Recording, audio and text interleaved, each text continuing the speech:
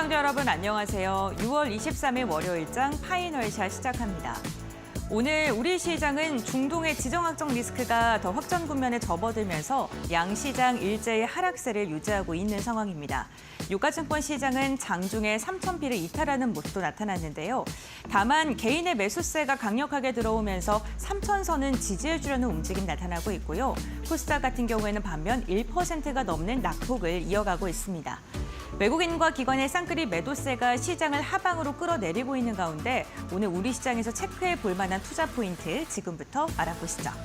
네, 오늘 마켓 A컷은요, 두 인물로 시작을 해보도록 하겠습니다. 도널드 트럼프 미국 대통령과요, 한해매의 이란 최고 지도자의 모습으로 저희가 선택을 했습니다. 주말 사이 미국이 이란에 대한 폭격을 가하면서 이란에서 호르무즈 해협의 봉쇄를 결의한다라는 이야기가 전해졌습니다. 이러한 이란 의회의 결정에 대해서 미국은 자살 행위라면서 강도 높은 비판을 했는데요. 미국 측에서는 한해매를 협상 테이블로 올라와야 된다라고 지속적으로 이야기를 했는데 현재 한해매랑은 연락이 닿지 않는 상황이라고 합니다. 미국은 이러한 이란의 태도에 협상에 대한 그런 가능성을 닫고 있다라고 생각을 하면서 폭격을 했다고 했는데요. 그렇다면 어떻게 폭격이 진행됐는지 자암당을 통해 알아보도록 하겠습니다. 이번에 진행된 작전명은요, 심야의 망치라는 작전명으로 진행이 됐습니다. 이란의 주요 핵시설 3곳을 타격하는 것이 목표였는데요. 포르도와 나탄즈 그리고 아스파한이 있습니다. 지금 옆쪽에 마련되어 있는 그림은요, 포르도 핵시설에 대해서 미국이 폭격한 이후에 그 모습을 사진으로 찍은 위성 사진으로 찍은 모습입니다. 이번에는요, 벙커버스터 14발을 사용했다고 하고요. 이번에 실전에서 처음으로 투입이 된 것인데 최대 관통력이 60m에 달한다고 합니다. 미주리에서 출발을 해서 대서양을 건넌 다음에 교란을 시키고 그리고 진입하는 방식으로 진행됐다고 하는데요.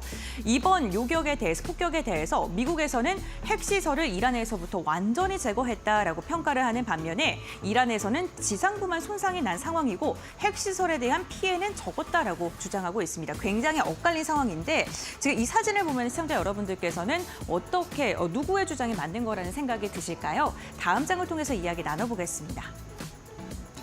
네, 이렇게 미국이 이란에 공격을 하자 이란 의회에서는요, 호르무즈 해협에 대한 봉쇄 결의안을 통과시켰다라고 발표를 했습니다. 이제 남은 거는 최고 국가안보회의의 승인만 남아있는 상황인데요.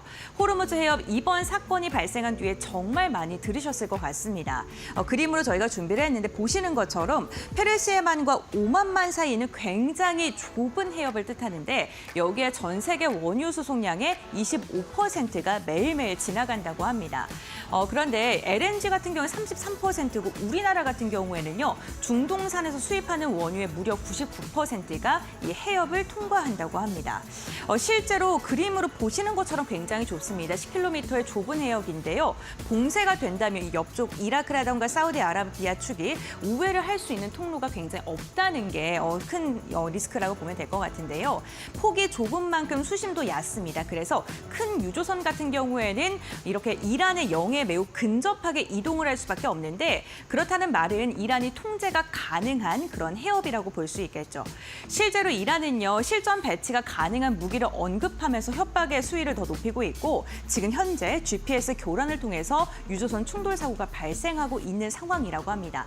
그렇기 때문에 일부 선사에서는요, 이미 항로를 조정하고 있는 상황이라고 하는데 굉장히 중요한 해협이다 보니까 지금 미국이 중국을 지속적으로 견제하고 있음에도 불구하고 이란 해협에 대해서는 손을 내미는 모습을 취하기도 했습니다.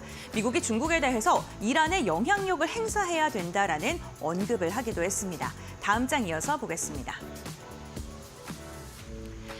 만약에 이렇게 해협이 실제로 봉쇄되게 된다면 유가의 상승은 어디까지 열어둬야 될까요? 삼성증권에서 4가지의 시나리오를 제시했는데요. 우선 간밤에 봉쇄될 수도 있다라는 이야기가 나오면서 WTI는 3%가량 상승한 76달러를 기록했고 브렌트유 같은 경우에 79달러 선을 넘어섰습니다. 그리고 장중 한때에는 81달러 선을 돌파하는 움직임도 보여줬습니다. 4가지 시나리오 중에 가장 좀 높은 확률로 지금 시나리오가 시나리오가 점쳐지는 거는요. 미국이 제한적으로 개입을 하고 이란 정권이 유지가 돼서 이란의 핵 능력의 일부가 파괴되는 시나리오가 40에서 50%가량으로 추산되고 있습니다.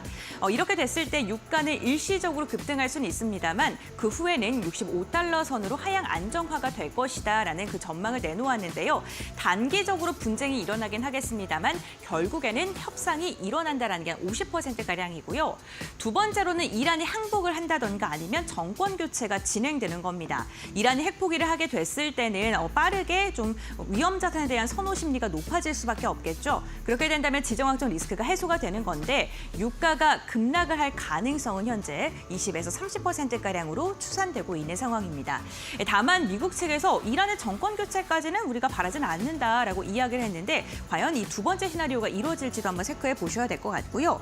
세 번째로는 장기적으로 넘어가는 겁니다. 20%가량으로 예측을 하고 있는 상황이고요.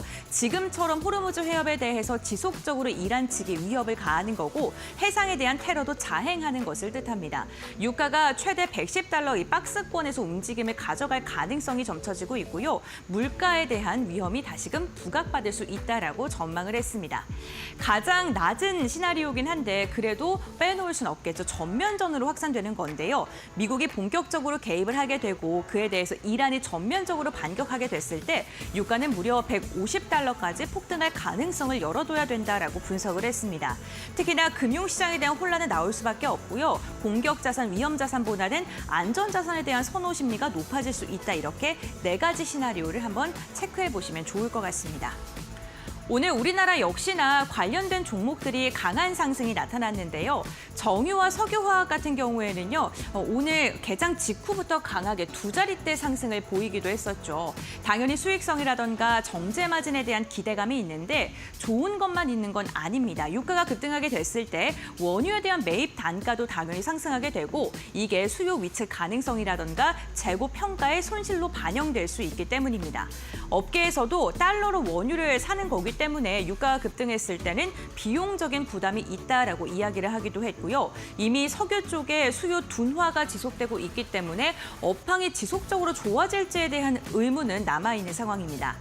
해운과 물류 같은 경우에는 당연히 호르무즈 해협이 봉쇄가 됐을 때 이동을 할 때 비용은 상승할 수 있습니다. 이게 해운주의 가격 상승으로 이어지고 있는 건데요. 다만 항로를 변경할 때 비용이 드러날 수가 있고요. 유가의 상승과 그리고 보험료 역시나 늘어날 수 있기 때문에 운임이 증가하게 되더라도 더 커지게 되면 순이익은 오히려 줄어들 수 있다라는 코멘트가 나오고 있는 겁니다. 지금 현재 선사들이 GPS 교란으로 인해서 항로를 변경하고 있다는 것도 참고해 보시면 좋을 것 같습니다. 세 번째로는 방산입니다. 지정학적 리스크의 수혜주고요. 오늘도 관련 종목을 중심으로 강한 상승 나오고 있는 기업들도 있습니다.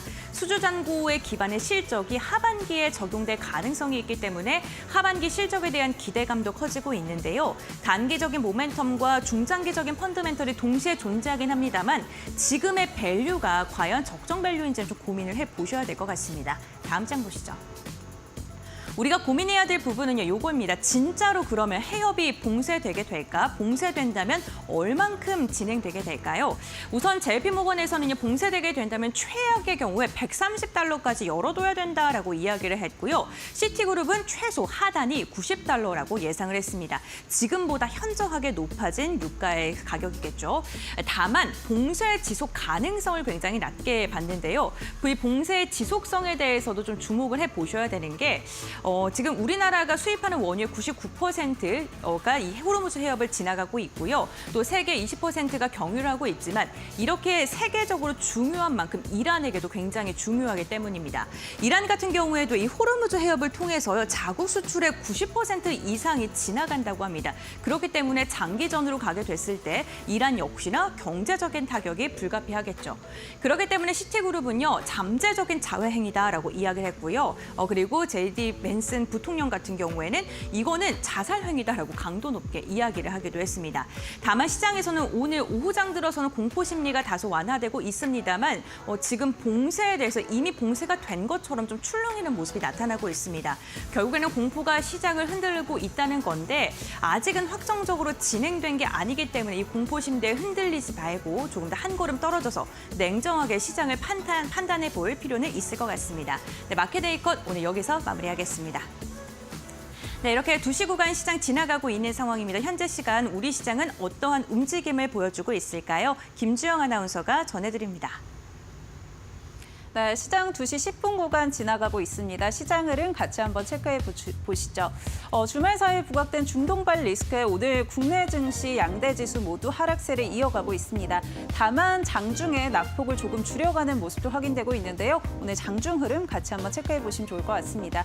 먼저 코스피부터 체크해 보시면요. 오늘 코스피 장 초반 3,000피를 하회하면서 출발했습니다. 오늘 저점이 2,971포인트였고요. 하지만 이내 낙폭을 조금 줄여가면서 3,000피 다시 한번 복귀해냈습니다. 오늘 0.3%대 하락세 보여주면서 그래도 3,000피 지켜내는 모습 확인되고 있고요. 코스닥도 같이 한번 체크해 보시죠.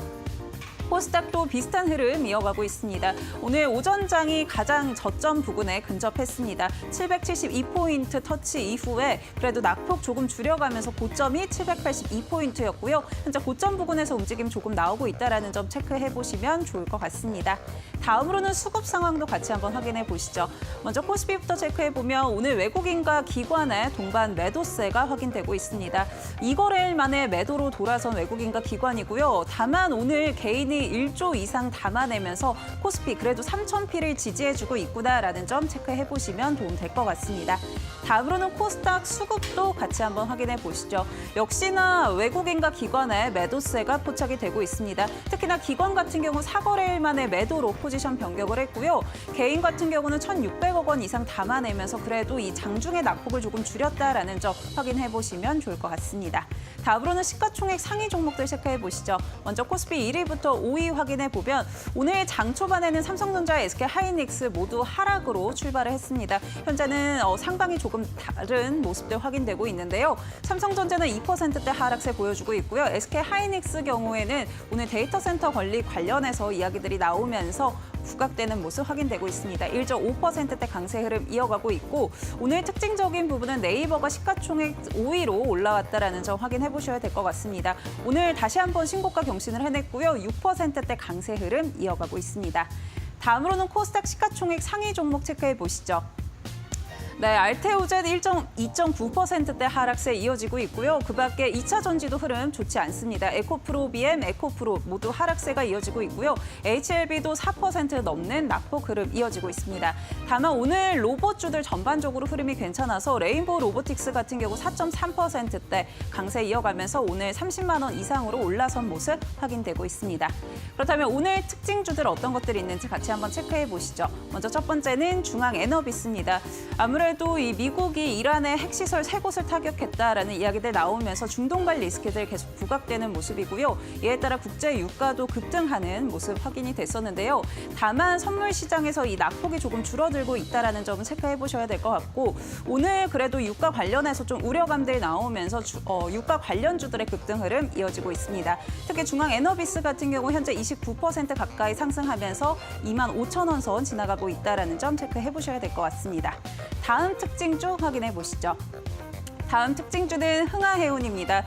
호르무즈 해협을 봉쇄할 수도 있다는 가능성들 나오면서 오늘 해운주들도 급등 흐름 이어가고 있는데요. 흥하해운 같은 경우 현재 14%대 강세 흐름 이어가고 있고요. 다만 시장에서는 완전 봉쇄가 이루어지진 않을 것이다. 그럴 가능성은 좀 낮다라고 전망하면서 그래도 낙폭을 조금 보여주고 이 상승폭을 조금 줄여가는 모습도 확인되고 있습니다. 다음 특징주도 확인해 보시죠. 네, 마지막 특징주는 카카오페이입니다. 오늘도 스테이블 코인 관련주들의 강세 흐름 이어가고 있습니다. 카카오페이 오늘 52주 신고가를 다시 한번 경신해냈는데요. 지난주 금요일 상한가 이후에 오늘도 두 자릿수 상승세 이어가고 있습니다. 장중에 20% 넘는 급등 이후에 현재는 상승분 조금 반납하기는 했지만 현재도 12% 넘는 강세 흐름 이어가고 있고요. 89,600원 선 지나가고 있다는 점 확인해 보시면 좋을 것 같습니다. 지금까지 시황센터의 김주영이었습니다. 네, 마켓 웨이커 심층 분석 시간으로 이어가 보도록 하겠습니다. 오늘 브리핑을 통해 전해드렸던 이란과 이스라엘의 전쟁의 확전과 관련된 이야기 그리고 우리 시장에 어떤 영향을 미칠지에 대한 이야기 나눠보도록 하겠습니다. SB인베스트의 이주호 본부장 함께합니다. 안녕하십니까? 안녕하십니까? 네. 안녕하세요. 네. 저희 오늘 이스라엘과 이란의 군사 충돌에 관련된 이야기를 나눠보도록 하겠습니다. 그 호르무즈 해협을 봉쇄하는 거에 대해서 의회가 승인을 했다라는 이야기 나오고 있는데 이번 사태에서 가장 주목해볼 만한 포인트가 있다면 어떤 게 있을까요? 가장 중요한 거는 미국이 직접적으로 개입을 했다라는 거고요. 그로 인해서 긴장감이 고조되고 있다라는 점, 그리고 미국이 개입한 이유를 잘 살펴보면은 이란이 중국에 수출하는 원유가 거의 80% 가까이 됩니다. 그러다 보니까 이란과 중국의 관계, 그럼 미국 입장에서는 직접 개입함으로써 중국을 견제하기 위한 가능성까지도 부각되고 있기 때문에 이 부분에 있어서 사실 지금 이란과 이스라엘과 미국 간의 갈등뿐만이 아니라 중국 그리고 더 나아가서 러시아까지도 이어질 수 있다는 점은 우리가 염두해봐야 될 상황일 것 같고요. 그다음에 이슬람 무장 세력들이 다시 한번 좀 테러라던가 이런 활동에 대한 가능성, 그리고 석유라던가 가스 등의 공급으로 인한 글로벌 경기 위축에 대한 우려, 여러 가지 우려스러운 사항들이 많은 상황이라고 보시면 좋을 것 같습니다. 우려가 참 많다라고 이야기했는데 오늘 시장에서도 반영하고 있는 듯합니다. 다만 우리 시장 최근에 보면 오후장 들어서 좀 견조한 움직임이 나타나고 있고 오늘도 역시나 유가증권 시장 대형주를 중심으로는 오후장 들어서 낙폭을 만회하는 모습인데 다만 좀 우려스러운 게요. 유가가 $100 넘고 뭐 $150까지도 좀 제시가 되고 있습니다. 유가 상승에 대한 시나리오가 현실화가 됐을 때 투자자들이 어떤 점을 유의해야 되는지도 말씀해 주시죠. 우선은 좀 약간 너무 높게 잡은 거 아닌가. 150은 좀 네, 많은가요? 150은 좀 높은 거 아닌가 싶기도 네. 하고요. 만약에 이게 장기전이 될 경우에는 $100까지는 충분히 좀 상승할 가능성이 있다라고 생각을 하고 있는데 지금 트럼프의 행보를 우리가 잘 살펴보면요. 취임하고 나서 관세에 대한 압박 이런 것들을 다 협상용 카드로 썼거든요. 그럼 이것도 네. 좀 강하게 개입을 하긴 했지만 결국에는 지금 미사일 쐈다라는 이후에 그다음에 이제 협상의 길은 열려 있다라는 포인트를 계속 강조하고 있거든요.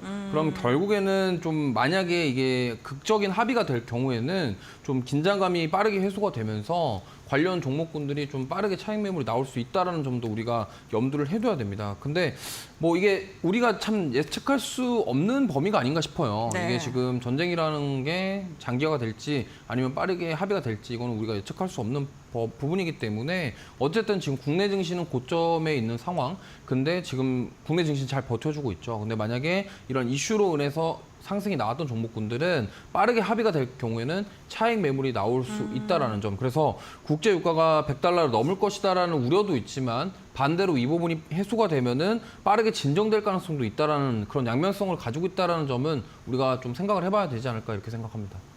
뭐 역시나 뭐 예측을 하는 것보다는 대응을 해야 된다라고 이야기를 해주신 것 같습니다. 두 가지 시나리오 말씀해 주셨고 관련돼서 어떠한 이야기가 나올 때 최대한 좀 발빠르게 뉴스 선점하시면서 대응을 하셔야 될 것 같고 그런데 정유주들 오늘 움직이긴 했거든요. 네, 오전에 좀 튀고 윗골이 달고 내려오는 기업들도 있긴 있었습니다만 그럼에도 불구하고 오늘 강세를 보이고 있습니다.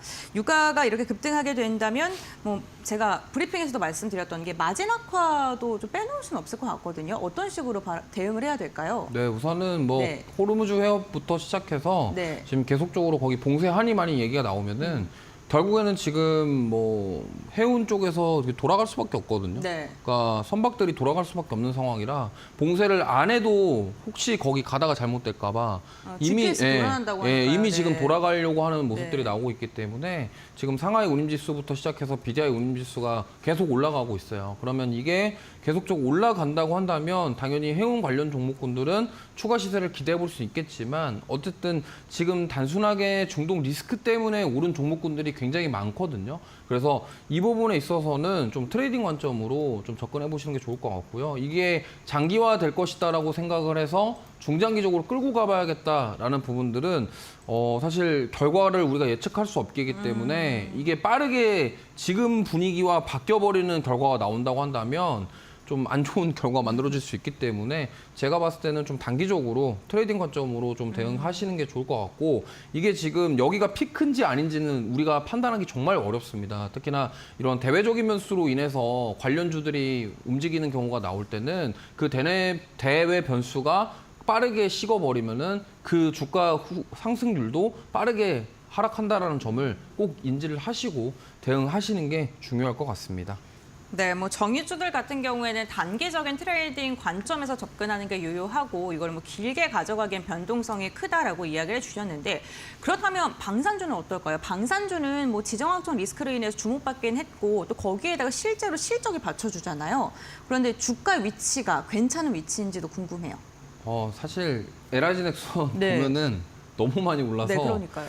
거의 지금 4월 달에 이제 트럼프 대통령 관세 이슈 때 20만 원대 중반대였거든요. 네. 근데 지금 현재 가격이 아마 63만 원대 이상으로 알고 있는데 너무 많이 올랐습니다. 근데 그럼에도 불구하고 지금 방산 섹터 같은 경우는 지금 정유랑 이런 쪽과는 좀 다른 것 같아요, 결이. 왜냐하면 지금 이 중독 지정학적 리스크 때문에 주가가 올랐던 게 아니라 수주에 대한 부분들, 그다음에 이런 여러 가지 앞으로 실적에 대한 기대감 속에서 주가가 올라왔었고, 그리고 지금 나토에서 국방비 증액이라던가 이런 얘기들이 계속 나왔고, 지금 이런 군사적 긴장이 러시아 우크라이나에 이어서 지금 중동까지 이어지고 있기 때문에 그 유럽이라던가 중동 국가들은 사실 방위비를 증가할 수밖에 없거든요. 지금 이런 상황에서 증가를 안 한다? 이게 좀 약간 말이 안 되기 때문에 그러면은 전 세계 국가들이 지금 방위비를 증가시킨다. 그러면 이러한 부분들이 우리 K방산에도 분명히 좋은 영향을 주지 않을 것인가. 이러한 부분들이 지금 저는 추가 상승까지도 노려볼 수 있지 않을까 이렇게 생각합니다. 다만 근데 가격적인 부담감이 지금 있는 상황이기 때문에 어느 정도 중동 리스크가 좀 빠르게 해소가 되면은 단기 차익 매물은 좀 나올 수 있겠지만 그래도 우상향 기조 자체가 꺾인다, 뭐 추세가 꺾인다 이렇게 보기에는 아직은 이르다라고 생각하고 있고요.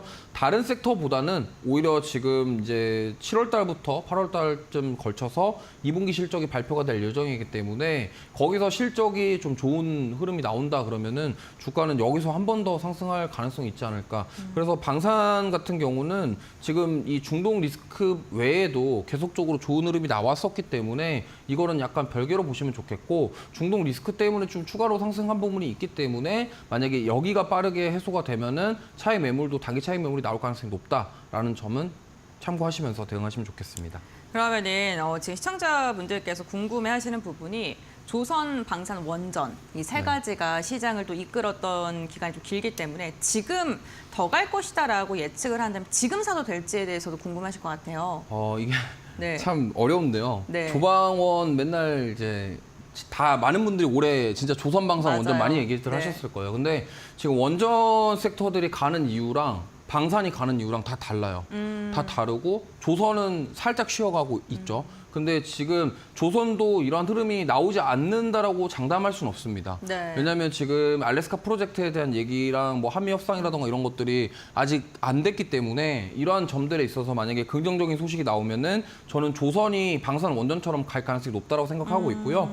조선은 일단은 지금 LNG 운반선에 대한 수요가 계속 늘어나다 보니까 이거에 대한 수주 잔고 기대감이 있는데 가장 조선의 문제는 지금 다 찼다라는 거예요, 도크가. 네. 그래서 그거를 어떻게 할 것이냐에 대한 부분이 약간 좀 걸리는데 그럼에도 불구하고 조선도 역시 상승세를 이어가기에는 충분한 모멘텀을 가지고 있다. 그리고 방산 같은 경우는 아까 말씀드렸고 원전은 지금 또 다른 이유로 움직입니다. 네. 일단 1호기 지금 네, 해체에 관련된 네. 부분들 모멘텀으로 지금 원전 해체 관련주들이 움직이고 있고 그다음에 SMR이라던가 이런 모멘텀이 있고 그다음에 두산에너빌리티가 오늘 또 강하게 움직이는 이유가 지금 가스터빈과 관련된 연료전지 사업 연결 가능성이거든요. 그러면 울산에 지금 AI 데이터센터 7조인데 거기에 지금 에너지 공급 오늘 SK 이터닉스가 상한가 간 이유가 그거고 지금 에너지 관련해서 지난주 금요일 날 수소도 움직이고 있습니다.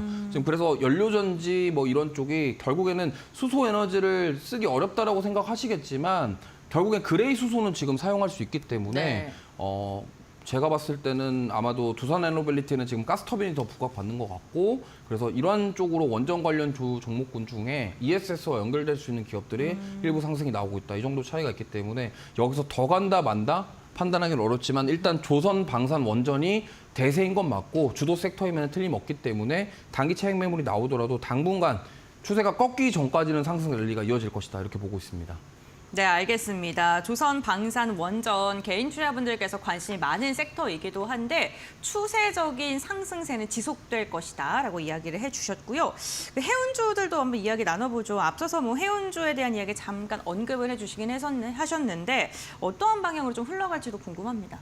이게 해운주가 결국에는 처음에 이제 해운주들 실적 좋다 이런 네. 얘기들이 많이 나왔었습니다. 근데 결국에는 좀 확인을 해봐야 된다는 부분이 관세 우려 때문에 1분기 때 좀 한 번에 좀 몰아서 좀 물동량이 늘어났다 네. 이런 부분 때문에 그때 이제 1분기 지나고 1분기 실적 나왔을 때 해운주들이 다 잘 나왔는데 그게 관세 대한 부분 때문에 몰아서 공급을 해서 그런 거다라는 얘기가 있었어요. 근데 이번에 지금 또 이러한 중동 리스크가 터졌고 그럼 2분기 실적이 나오고 그러면은 이제 3분기까지 이게 이어질까 이걸 체크해 봐야 되겠죠. 네. 결국에는 해운주는 지금 제가 봤을 때는 이런 상황이 계속 나와준다고 한다면 주가가 상승하기에 지금 좋은 환경은 맞아요. 왜냐면 운임지수가 올라가고 물론 이제 뭐 유가가 올라가면은 그거에 대한 비용이 들어가기 때문에 수익성에 대해서 조금 우려가 되지 않냐 이렇게 생각할 수는 있겠지만 지금 그거보다도 오히려 확 늘어나는 운임지수로 인해서 영업이익률이라던가 마진율이 올라갈 것이다에 대한 전망이 더 긍정적이기 때문에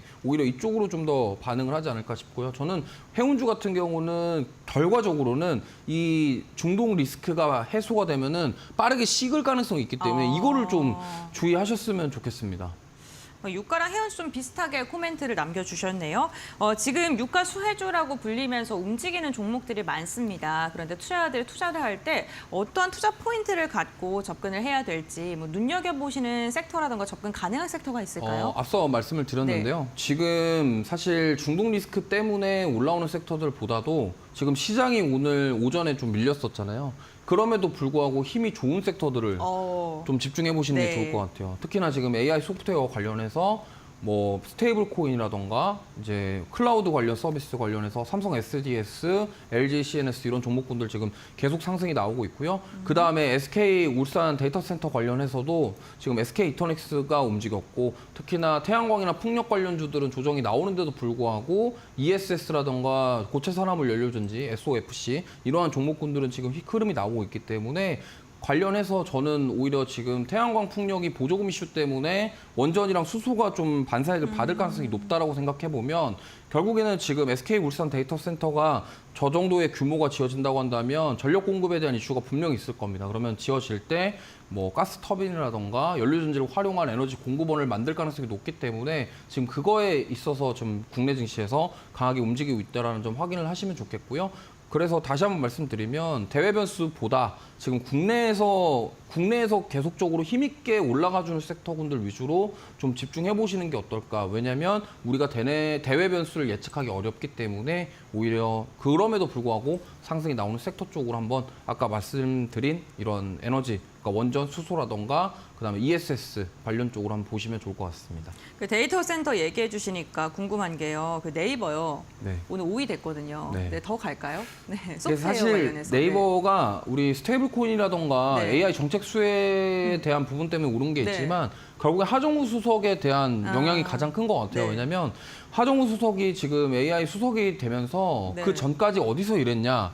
네이버에서 센터장으로 일했죠. 일을 했습니다. 네. 그리고 그전에는 어디서 일했냐? 삼성 SDS에서 일했거든요. 그러니까 그러한 이력들 때문에 그러면은 하정우 AI 수석이 결국에는 이런 AI 정책들을 좀 실현하면서 가장 크게 수혜를 받을 게 누구냐? 를 생각해 보면 네이버라는 거죠. 그렇기 때문에 네이버 주가가 강하게 오르고 있고요. 삼성 SDS도 지금 계속 강하게 올라가고 있기 때문에 저는 다 지금 뭐 정책 수혜를 받아서 앞으로 상승 나올 가능성이 높기 때문에 뭐 네이버는 저는 지금 신고가 영역이고 많이 올랐음에도 불구하고 여전히 지금 저는 괜찮다라고 생각하고 있거든요. 네. 그래서 지금 AI라던가 AI 소프트웨어는 지금 뭐 이재명 대통령 되고 나서 AI 쪽으로 워낙 강하게 밀고 있기 때문에 아마 정책의 수혜를 더 받지 않을까 이렇게 보고 있습니다.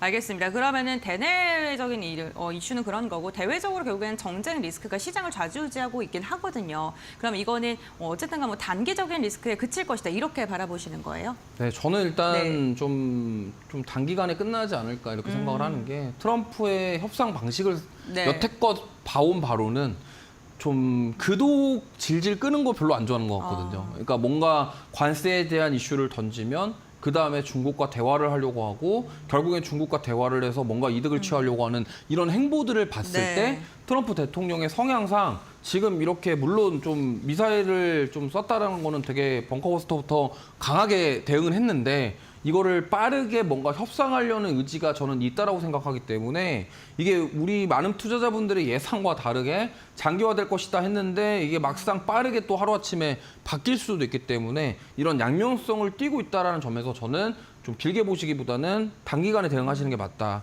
그래서 비중을 좀 최소화해서 대응하시는 게 어떨까 이렇게 말씀드리겠습니다. 네, 알겠습니다. 오늘 이주호 본부장과 함께 중동의 전쟁의 전운에 대한 이야기 나눠봤고요. 단기적으로 끝날 가능성이 높다라고 이야기를 해주셨습니다. 다만 유가, 정유 관련 기업들, 방산 그리고 해운 관련 기업 조금 다른 포인트를 짚어주셨는데 정유라던가 아니면 해운 같은 경우에 단기적이게 그칠 가능성이 있지만 방산 같은 경우에는 실적 모멘텀 안고 앞으로 상방을 조금 더 봐도 괜찮겠다라고 이야기해 주셨다는 점 참고해 보시면 좋을 것 같습니다.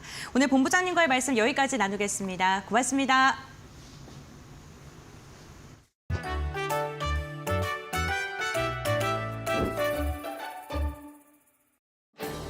여러분, 요즘 택시 잡기 정말 어렵죠? 밤엔 잘 안 잡히고 요금은 계속 오르고 그런데 앞으로는 운전기사가 없는 택시가 거리를 달릴지도 모른다고 합니다. 바로 테슬라의 로봇택시 이야기인데요. 최근 미국 텍사스 오스틴에서 시범 운행을 시작했고 향후 대규모 상용화를 목표로 하고 있습니다. 오늘은 테슬라의 로봇택시가 어떤 서비스인지 어떤 문제와 기대가 있는지 자세히 알려드릴게요. 로봇택시는 운전자가 필요 없는 완전 자율주행 택시입니다. 테슬라 차량에 FSD 소프트웨어를 탑재해 앱으로 호출하면 차가 자동으로 와서 목적지까지 스스로 운전하는 거죠.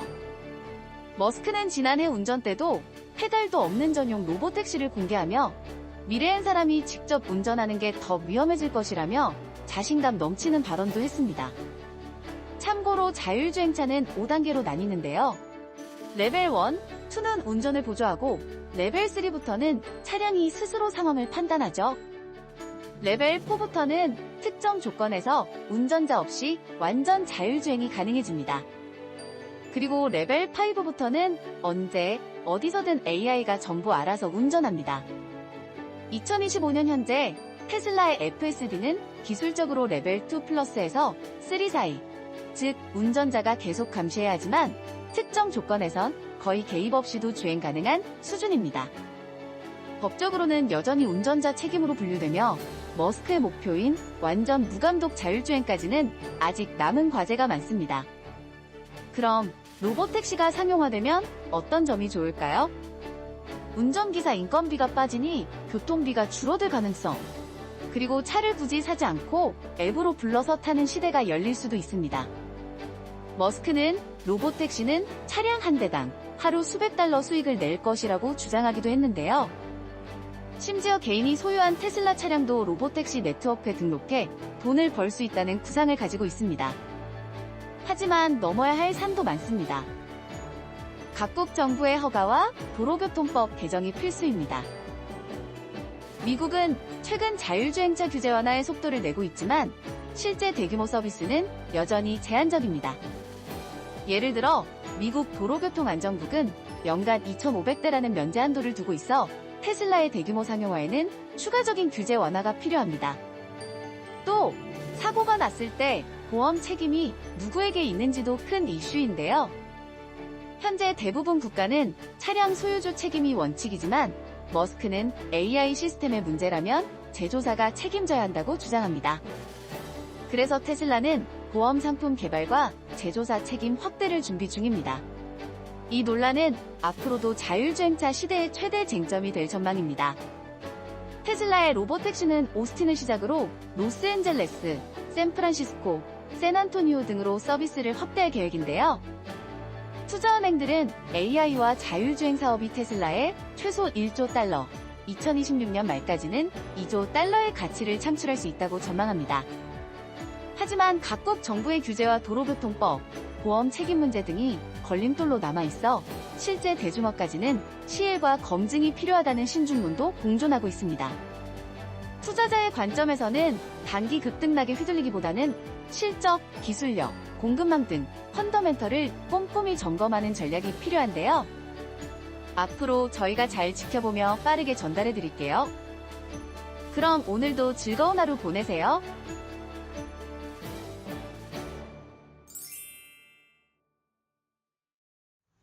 시청자 여러분 안녕하십니까? 신민영입니다. 월요일에 파이널샷 함께하고 계십니다. 이번에는 종목 파인더 통해서 놓치지 말아야 할 종목 이슈들 점검해 보겠습니다.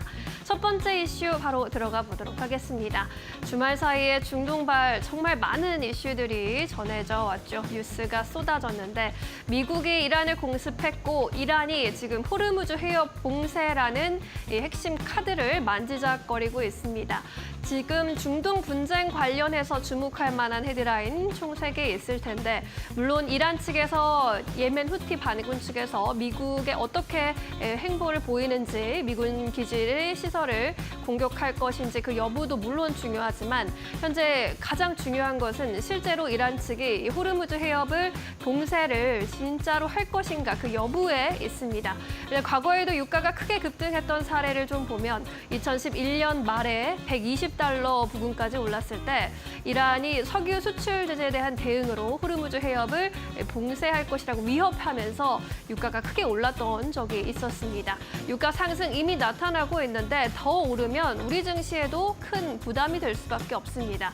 현재 호르무즈 봉쇄라는 최악의 시나리오가 현실화되게 된다면 WTI는 90달러 이상 수준까지 급등할 것이라는 전망이 나왔고요. 80달러를 상회하게 되더라도 물가 그리고 환율 상승에 대한 압박이 본격적으로 확대될 것으로 보입니다. 이 환율 같은 경우에는 오늘 중동발 지정학적 리스크 불거지면서 급등세를 연출하고 있기도 하죠. 8월물 WTI 선물의 경우에는 75달러 선에서 현재 거래가 되고 있는데 주말 사이에는 브렌트유가 81달러 선을 넘어서기도 했습니다. 이런 소식 종합적으로 국내 증시에는 위험 요인이 될 수밖에 없는데요. 해운주 그리고 정유주 쪽에는 호재로 작용하고 있습니다. 현재 구간 시세 체크해보고 가겠습니다. 오늘 코스닥 안에서 중앙에너비스와 흥구사기는 두 자릿수대 오름세 유지해내고 있고요. 급동유화가 5%대 오름세 보이면서 3,722원에 거래되고 있습니다. 이 밖에 SOL과 한국세일석유 역시 1에서 2%대 강세 흐름 포착되고 있습니다. 두 번째 이슈로 넘어가 보겠습니다. 증권주도 짚고 가겠습니다. K증시 호조가 나타나고 있는 가운데 고공행진하고 있는데 주가 단기 급등에는 이제 유의해야 한다라는 조언도 나타납니다. 코스피가 지난 금요일에 3년 5개월 만에 3,000선을 돌파했죠. 올해 들어서 25.9%의 상승세를 그리고 있고 주요 32개국 42개 지수 가운데 상승률 1위를 차지하고 있습니다. 작년의 꼴찌가 이제는 1위로 올라온 건데 이에 따른 수혜 증권업종이 톡톡히 받아가고 있습니다. KRX 증권지수가 이달 들어서만 21%나 급등했고요. 지난 5월에는 22% 한 달 동안 상승세를 보였습니다. 증권주 상승의 배경에는 여러 가지가 있는데 일단 새 정부 들어서 나타난 증시 부양 공약 관련 정책 기대감 받아갔고 유동성, 즉 수급이 크게 개선이 됐죠. 그리고 자사주 매입 확대에다가 배당 성향까지 개선되고 있다라는 점도 한몫을 하고 있습니다. 국내 증권가에서 코스피 방향성 어떻게 바라보고 있을까요? 이 점이 가장 중요할 텐데 대신증권에서는 거래대금이 점차 감소하고 있고 매수 강도도 약화하고 있다면서 단기 급등에 따른 차익 실현, 숨고르기는 염두에 둬야 한다라고 강조를 하고 있습니다. 하나증권에서도 역사적인 고점을 형성한 국면에서도 평균적으로 마이너스 10% 정도의 지수 조정은 가능할 수 있다라는 점을 또 경고하기도 했는데요. 그리고 현대차증권에서는 그래도 증권 업종 전반적으로 투자 의견 비중 확대는 유지하겠다라고 했습니다. 그렇지만 본격적으로 주가 리레이팅을 위해서는 정책의 실행력이 핵심 변수라고 봤는데요. 단순한 정책 기대감으로는 업종 전반의 재평가, 리레이팅은 좀 어려울 수도 있다라는 의견입니다. 증권주 오늘 분위기 다시 체크해보고 가겠습니다. 오늘장까지는 그래도 시세 잘 이어지고 있습니다. 미래에셋증권 그런데 장중에 탄력이 많이 빠지고 있네요. 8%대 오름세 나타내고 있고요. 메리츠 금융주주도 5%대, 삼성증권도 5%대 오름세 보이면서 7만 원 선 지나가고 있습니다. 유안타증권이 2%, 부국증권도 동반해서 2%대 오름세 유지해내고 있습니다. 자, 세 번째 이슈로 넘어가 보겠습니다. 네, 미국의 반도체 장비 중국에 들이지 말아라라는 또 압박이 나타났습니다. 외신 보도를 좀 종합해 보자면 트럼프 행정부에서 한국의 반도체 기업들의 중국 내 공장에 대해서 미국산 장비 공급을 제한한다는 방침을 삼성전자와 SK하이닉스 측에 통보한 것으로 보입니다. 대만의 TSMC에도 같은 방침을 통보한 것으로 전해졌는데요. 중국 반도체 굴기를 꺾기 위한 움직임이 지속적으로 나타나고 있는 거죠. 지난해 말에는 반도체 기업들의 HBM 수출을 금지하는 발언을 내놓은 바 있고요. 또 ASM의 극자외선 노광 장비가 고강도 반도체를 만드는 핵심 장비이기도 한데 중국의 반입을 이미 2019년부터 금지해 놓은 상태이기도 합니다. 우리나라 기업들은 중국 내 반도체 공장을 많이 운용을 하고 있습니다. 삼성전자의 경우에는 중국 시안과 수저우에서 낸드 플래시 반도체 후공정 공장을 운영하고 있고요. SK하이닉스의 경우에도 중국 우시의 디램, 충칭의 패키징, 다렌의 인텔로부터 인수한 낸드 공장을 가동을 하고 있습니다. 이러한 게 현실이 되게 된다면 이런 중국 공장 운용에 차질이 생기지 않을까 하는 우려감, 그리고 미국과 중국의 무역 갈등이 좀 완화 국면이었는데 다시금 갈등 국면으로 들어가지 않을까라는 그런 우려감 오늘 증시에 반영이 되고 있습니다. 반도체 주가 흐름도 함께 체크해 보겠습니다. 오늘 SK하이닉스는 그래도 오후장 들어서 상승으로 다시 방향성을 잡으면서 오름세 나타내고 있습니다. 25만 9,500원에 거래가 되고 있고요. 원익홀딩스와 같은 일부 종목들도 3%대 오름세 포착이 되고 있습니다. 하지만 반도체 업종 전반에는 오늘 파란불이 들어와 있습니다. 삼성전자가 2%대 내림세에 그리면서 5만 8,000원까지 다시 내려왔고요. 한미반도체도 2%대 내림세로 9만 700원 선에 거래가 되고 있습니다. 자, 마지막 이슈로 넘어가 보겠습니다. 두산 에너빌리티를 오늘 이야기하고 가야겠죠. 코스피 시가총액 7위에 진입을 했습니다. 올해 상반기의 주인공이라고 해도 또 과언이 아닐 것 같습니다. 상반기에 가장 후회되는 일이 이 두산 에너빌리티를 사지 않은 일인 것 같기도 한데요. 1월 2일 기준으로 두산 에너빌리티 시가총액 37위였는데 이제 7위까지 올라오면서 30계단이나 뛰어 올랐습니다. 이 기간 동안 262%나 주가가 급등했습니다. 그런데 더 갈 수 있다. 라는 전망이 또 나왔습니다. IM증권에서 글로벌 원전 르네상스 시대의 최대 수혜주다 라면서 두산 에너빌리티의 신규 수주 추이에 계속 주목해야 한다라고 했는데요. 작년에 저점을 찍고 올해도 이렇게 수주를 넓힌 후에 26년, 29년까지 수주 물량 이렇게 쌓아놨다라는 분석입니다. 올해는 체코 2기를 시작으로 26년의 해외 2기, 27년의 해외 2기, 29년 국내 2기 등의 수주를 확보한 것으로 예상이 된다면서 원자력 사업 부문에서 올해부터 매년 4조 원 이상의 수주를 가시화할 것이라고 강조를 했습니다.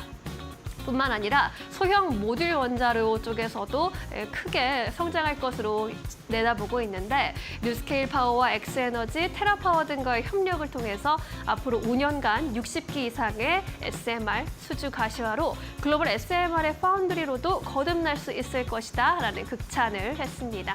오늘 두산 에너빌리티의 시세 체크해보고 가겠습니다. 원자력 발전주 안에서 단연 돋보이는 흐름입니다. 12% 뛰어가면서 6만 8천 원까지 올라왔고요. 오르비텍의 경우에도 18%대 급등세 연출하고 있습니다. 이 밖에도 한전, KPS와 우리기술, 우진까지 동반해서 3에서 4%대 오름세 가져가고 있습니다. 자, 이렇게 해서 오늘의 주요 이슈들 종목별 흐름 체크해봤고요. 이번에는 증권가 전화 연결 통해서 보다 자세한 의견 들어보겠습니다.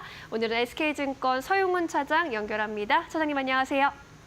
네, 안녕하세요. 네, 특징주들 점검해보고 있습니다. 어떤 종목에 좀 눈길을 주고 계실까요? 네, 오늘은 단연 두산에너빌리티가 아닐까라고 생각을 하고 있습니다. 방금 또 말씀해 주셨지만 지금 해외 신규 원전 수주에 대한 기대감들이 계속해서 좀 높아지고 있다라고 볼 수가 있겠고요. 특히나 뭐 국내에는 또 고리로 원전 해체에 대한 승인 심사를 앞두고 있기 때문에 여러 가지로 원전주들에 대한 상승세 중에서 특히나 두산에너빌리티가 강한 시세를 만들어내고 있다라고 볼 수가 있겠습니다. 일단은 뭐 지금 SMR에 대한 수출의 본격화 기대감이 좀 높아지고 있다라고 좀 볼 수 있겠고요. 사실 체코 원전의 시작으로 인해서 지금 뭐 계속해서 해외 수주에 대한 기대감들이 높아지고 있는 상황 속에서 정부 정책과 맞물리는 흐름들 계속 이어져 갈 수 있다라고 좀 보고 있는 상황입니다. 지금 현재 증권사에서도 목표가를 상향 조정을 하면서 75,000원 이상까지도 얘기가 나오고 있다라는 점, 그리고 특히나 시세가 좀 강하게 나온 자리에서 개인들이 재차 매도 전환이 되고 외국인과 기관들이 그 수급을 이어받으면서 시세가 나오고 있다라는 점에서 상당히 좀 강한 흐름들이 좀 이어지고 있지 않나라는 점에서 특징적인 종목으로 좀 선별을 해볼 수 있을 것 같고요. 뭐 코스닥에서는 특히나 네이처셀 뭐 개별적인 이슈로 인해서 좀 강세를 보이는 그런 특징들을 만들어내고 있습니다. 뭐 지금 퇴행성 관절염 줄기세포 치료제인 조인트스템이 6월 말부터 미국 환자들에게 실제 될 것이다라는 소식들이 나온 상황입니다. 뭐 그로 인해서 지금 뭐 RWD 결국엔 리얼 월드 데이터에 대한 수집을 통해서 FDA의 조기 허가 가능성에 대한 부분들이 부각되면서 수급이 좀 들어오고 있다라고 좀 볼 수 있겠고요. 오늘 오랜만에 좀 대량 거래가 동반이 되면서 눌림목에서 매물대를 돌파가 나왔다는 점, 외국인들이 5거래 연속으로 수급이 좀 들어오고 있다라는 점을 감안해 본다라면 추가 상승 가능성에 대한 부분들도 충분히 좀 기대해 볼 수 있는 자리에서 코스닥 상승 상위 종목으로 형성이 되어 있지 않나라고 좀 판단을 하고 있는 상황입니다. 네, 특징주들 점검 도와주셨습니다. 이번에는 종가 베팅주로 여쭤봐야겠습니다. 종가에 베팅해 볼 만한 종목 있다면 어떤 종목일까요? 네, 제가 관심 있게 보고 있는 종목은 뭐 이 시간을 통해서도 계속 소개를 해드렸던 종목인데 추가적인 상승 기대감을 좀 가져볼 수 있지 않을까라는 차원에서 대한전선 좀 말씀을 드릴 수 있고요. 최근 슈노드와 초전도 케이블에 대한 개발 협업에 대한 지금 현재 계약도 체결을 하면서 계속해서 전선 쪽에 대한 매출 증가가 이어지고 있는 상황입니다. 사실상 지금 뭐 정부 정책과 관련해서 전력 고속도로 정책과 그다음에 SMR이든 원전과 같은 흐름들 속에서 전력을 움직이게끔 하는 전선에 대한 부분들의 수요는 계속해서 증가할 가능성이 상당히 높은 상황이라고 좀 볼 수 있겠습니다. 그렇기 때문에 지금 AI 시대와 이런 흐름들이 동반해서 움직인다라면 추가적인 상승을 얼마든지 노려볼 수 있을 것으로 예상이 되고 있고요. 특히나 후반을 대조주로 끼고 있는 상황 속에서 자금력까지 좀 뒷받침되고 있다라는 점을 감안해 본다라면 과거의 대한전선과는 좀 다른 실적 성장이 이어질 것이다라는 기대감을 갖고 좀 종가로 좀 보셔도 좋지 않을까 싶습니다. 네, 대한전선에 대한 의견까지 들어봤습니다. 오늘은 여기까지 의견 들어야겠네요. 고맙습니다. 네, 감사합니다. 네, 이번에는 놓치지 말아야 할 특징주들 한자리에 모아서 총 정리해 보겠습니다. 지시인포 박근호 이사 모셨습니다. 어서 오십시오. 안녕하십니까. 네, 안녕하세요. 오늘도 파이널샷에서 포착한 오후장 특징주 15개 먼저 화면에 띄워보겠습니다. 만나보시죠. 카카오페이 오늘로 4거래일 연속 상승하고 있고요. 삼성전자와 SK하이닉스 흐름은 조금 엇갈리고 있습니다. 중동발 이슈가 크게 불거진 가운데 해운주, HMM, 그리고 정유주, 풍산과 같은 방산주까지 흐름 돋보이고 있는 모습입니다. 오늘의 주인공 두산에너빌리티도 자리하고 있는데 이 안에서 어떤 종목 특징주로 꼽아주셨을까요? 첫 번째 종목 열어보겠습니다. KINS 골라주셨어요. 이 종목 오늘 흐름 좋더라고요. 7%대 뛰고 있고 최근 흐름 우상향 곡선 그리고 있는데 어떻게 바라보십니까? 네, 지금은 사실 작년처럼 AI와 관련돼서 시장이 이렇게 큰 화두가 되고 있지는 않은데요. 물론 네이버, 카카오가 AI로 올라간다라고 표면적으로는 시장에서 이제 기사들이 나오고 있습니다만은 사실 이 AI와 관련돼서 미국 기업들을 봤을 때 사실 엔비디아나 몇 개 기업들 제외하고서는 데이터 센터 관련주들이 사실 상승률이 두 번째가라면 서러울 정도로 상당히 높았거든요. 근데 우리나라에서는 딱 데이터 센터다라고 할 수 있는 기업이 이 KINX 외에 거의 좀 많지는 않죠. 없지는 않습니다만. 근데 이 KINX가 데이터 센터의 대표 주자로서 시장에서 이제 관심을 받을 법도 한데 사실 관심을 좀 너무 못 받았습니다. 그리고 실적적으로도 이제 성장이 담보가 돼 있는 부분이 있는데 시장에서 좀 그동안에 어떤 뭐 포커스가 좀 다른 쪽에 맞춰지고 최근에 KI와 NX 쪽으로 관심이 좀 집중이 되는 듯한 느낌인데요. 일단 오늘 한 8% 이상 정도 7%를 넘어서 8% 이상 상승을 하고 있는데 사실 오늘 같은 날은 굳이 올라가는 기업들보다도 그동안에 시세가 좋았다가 상당히 안정적인 조정을 보이는 종목군들의 관심을 두는 게 사실 더 합리적이긴 한데 관심을 이제 받고 있는 종목군들은 이제 소개를 시켜드리는 코너다 보니까 거래량은 그렇게 뭐 많지는 않습니다만 KINX 한번 설명드리도록 하겠습니다. 과천에 우리나라에서 이제 지금 데이터 센터를 지으려면 수도권에 그 어떤 뭐 기업도 수도권에 지을 수가 없습니다. 다 지방으로 내려가야 되는데 왜 그러냐면 이 데이터 센터라는 물이라든가 전력이라든가 이런 것들이 이제 상상을 초월하게 많이 드는 어떤 건물이기 때문에 시스템이기 때문에 네이버 같은 경우도 세종에다가 이제 데이터 센터를 만들었죠. 각이라고 해서.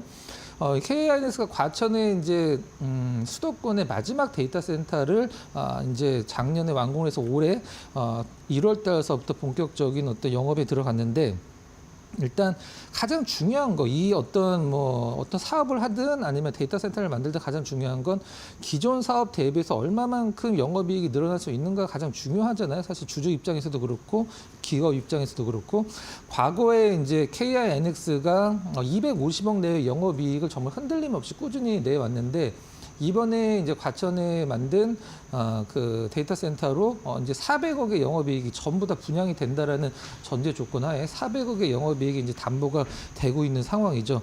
일단 기존 260억, 50억 정도에서 400억까지는 무조건 영업이익이 올라간다. 물론 뭐 한꺼번에 다 이게 매출이 올라가는 부분은 아니긴 합니다만은 데이터 센터의 수도권에 이제 마지막이기 때문에 무조건 이제 100% 가동이 될 수밖에 좀 없는 상황이겠죠. 매출 1,200억, 영업이익 250억 흔들림 없이 내다가 그동안에 좀 성장성이라는 건 굉장히 안정적이지만 성장성은 좀 부족한 그런 기업으로 시장에서 인식을 좀 받아왔다라고 하면 이제는 뭐 영업이익이 퀀텀 점프 정도로 올라가고 있는데 주가 상승은 최근에는 뭐 상승하고 있습니다만 그래도 한참 못 미친다 이런 식으로 좀 분석이 필요할 것 같습니다. 차트 잠깐 보면서 수급이랑 좀 말씀드려 보도록 하겠습니다. 네. 이제 빨간색 선의 외국인들 가장 최근에 보면 좀 약간 팔고 있는 것 같긴 한데 전반적으로 매수 추세는 유지는 하고 있어요. 최근에도 좀 마찬가지고 기관은 근데 아직까지는 뭐 이렇게 수급이 좀 긍정적인 수급은 들어오지 않는다 이렇게 보시면 될 것 같고 선을 하나 그어놨는데요. 사실 기대감으로 이제 과천의 데이터 센터가 워낙에 크기 때문에 기대감을 올랐다가 다시 제자리 내려오고 미국의 이제 작년 같은 경우에는 미국의 데이터 센터 관련주들 혹은 ETF 올라가면 따라서 올라가다가 다시 내려가는 흐름 이 이제 가격대를 선으로 그어져 있는 가격대를 깨기가 상당히 좀 힘들었었는데 이제는 뭐 확실하게 짚어주시는 부분 돌파를 했기 때문에 일단은 위쪽에 이제 상단 충분히 열어놓을 필요성이 있고 단기간에 오른 부분은 사실 영업이익이 늘어나는 부분이나 매출이 늘어나는 부분과 관련돼서는 정말 미미한 부분이라고 보시면 될 것 같아요. 그래서 일단은 뭐 데이터 센터 관련주들이 과거처럼 관심을 받지 못하지만 영업이익이 400억까지 250억에서 400억까지 늘어나는 것은 뭐 된다 안 된다의 문제가 아니라 이제 시기의 문제다 이렇게 보시면 될 것 같습니다.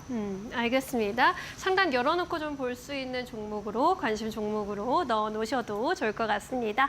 자, 이제 두 번째 종목으로 넘어가 볼까요? 어떤 종목일까요? 여기 있네요. GSPNL.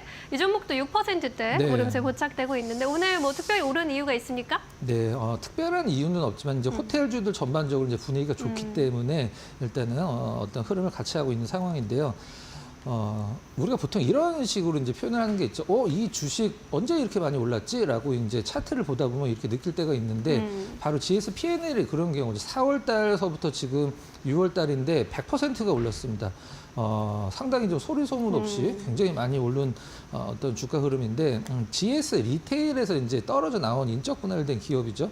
호텔의 뭐 후레쉬 미트라고 이제 고기 유통하는 자회사도 있긴 합니다만은 거의 뭐 어떤 매출 비중 퍼센트가 미미하기 때문에 호텔 부분에 거의 96% 이상 차지를 하고 있는데 우리가 보통 뭐 호텔 관련 기업들 최근에 굉장히 많이 움직였잖아요. 그 뭐 서부 T&D, 용산 드래곤 시티, 그 다음에 뭐 하얏트, 뭐 JS 코퍼레이션 이런 기업들도 상당히 많이 주가 흐름이 좋긴 합니다만은 사실 어떻게 보면은 100%는 아니긴 합니다만 호텔의 퓨어 플레이어는 GS P&L 한 기업밖에 없거든요.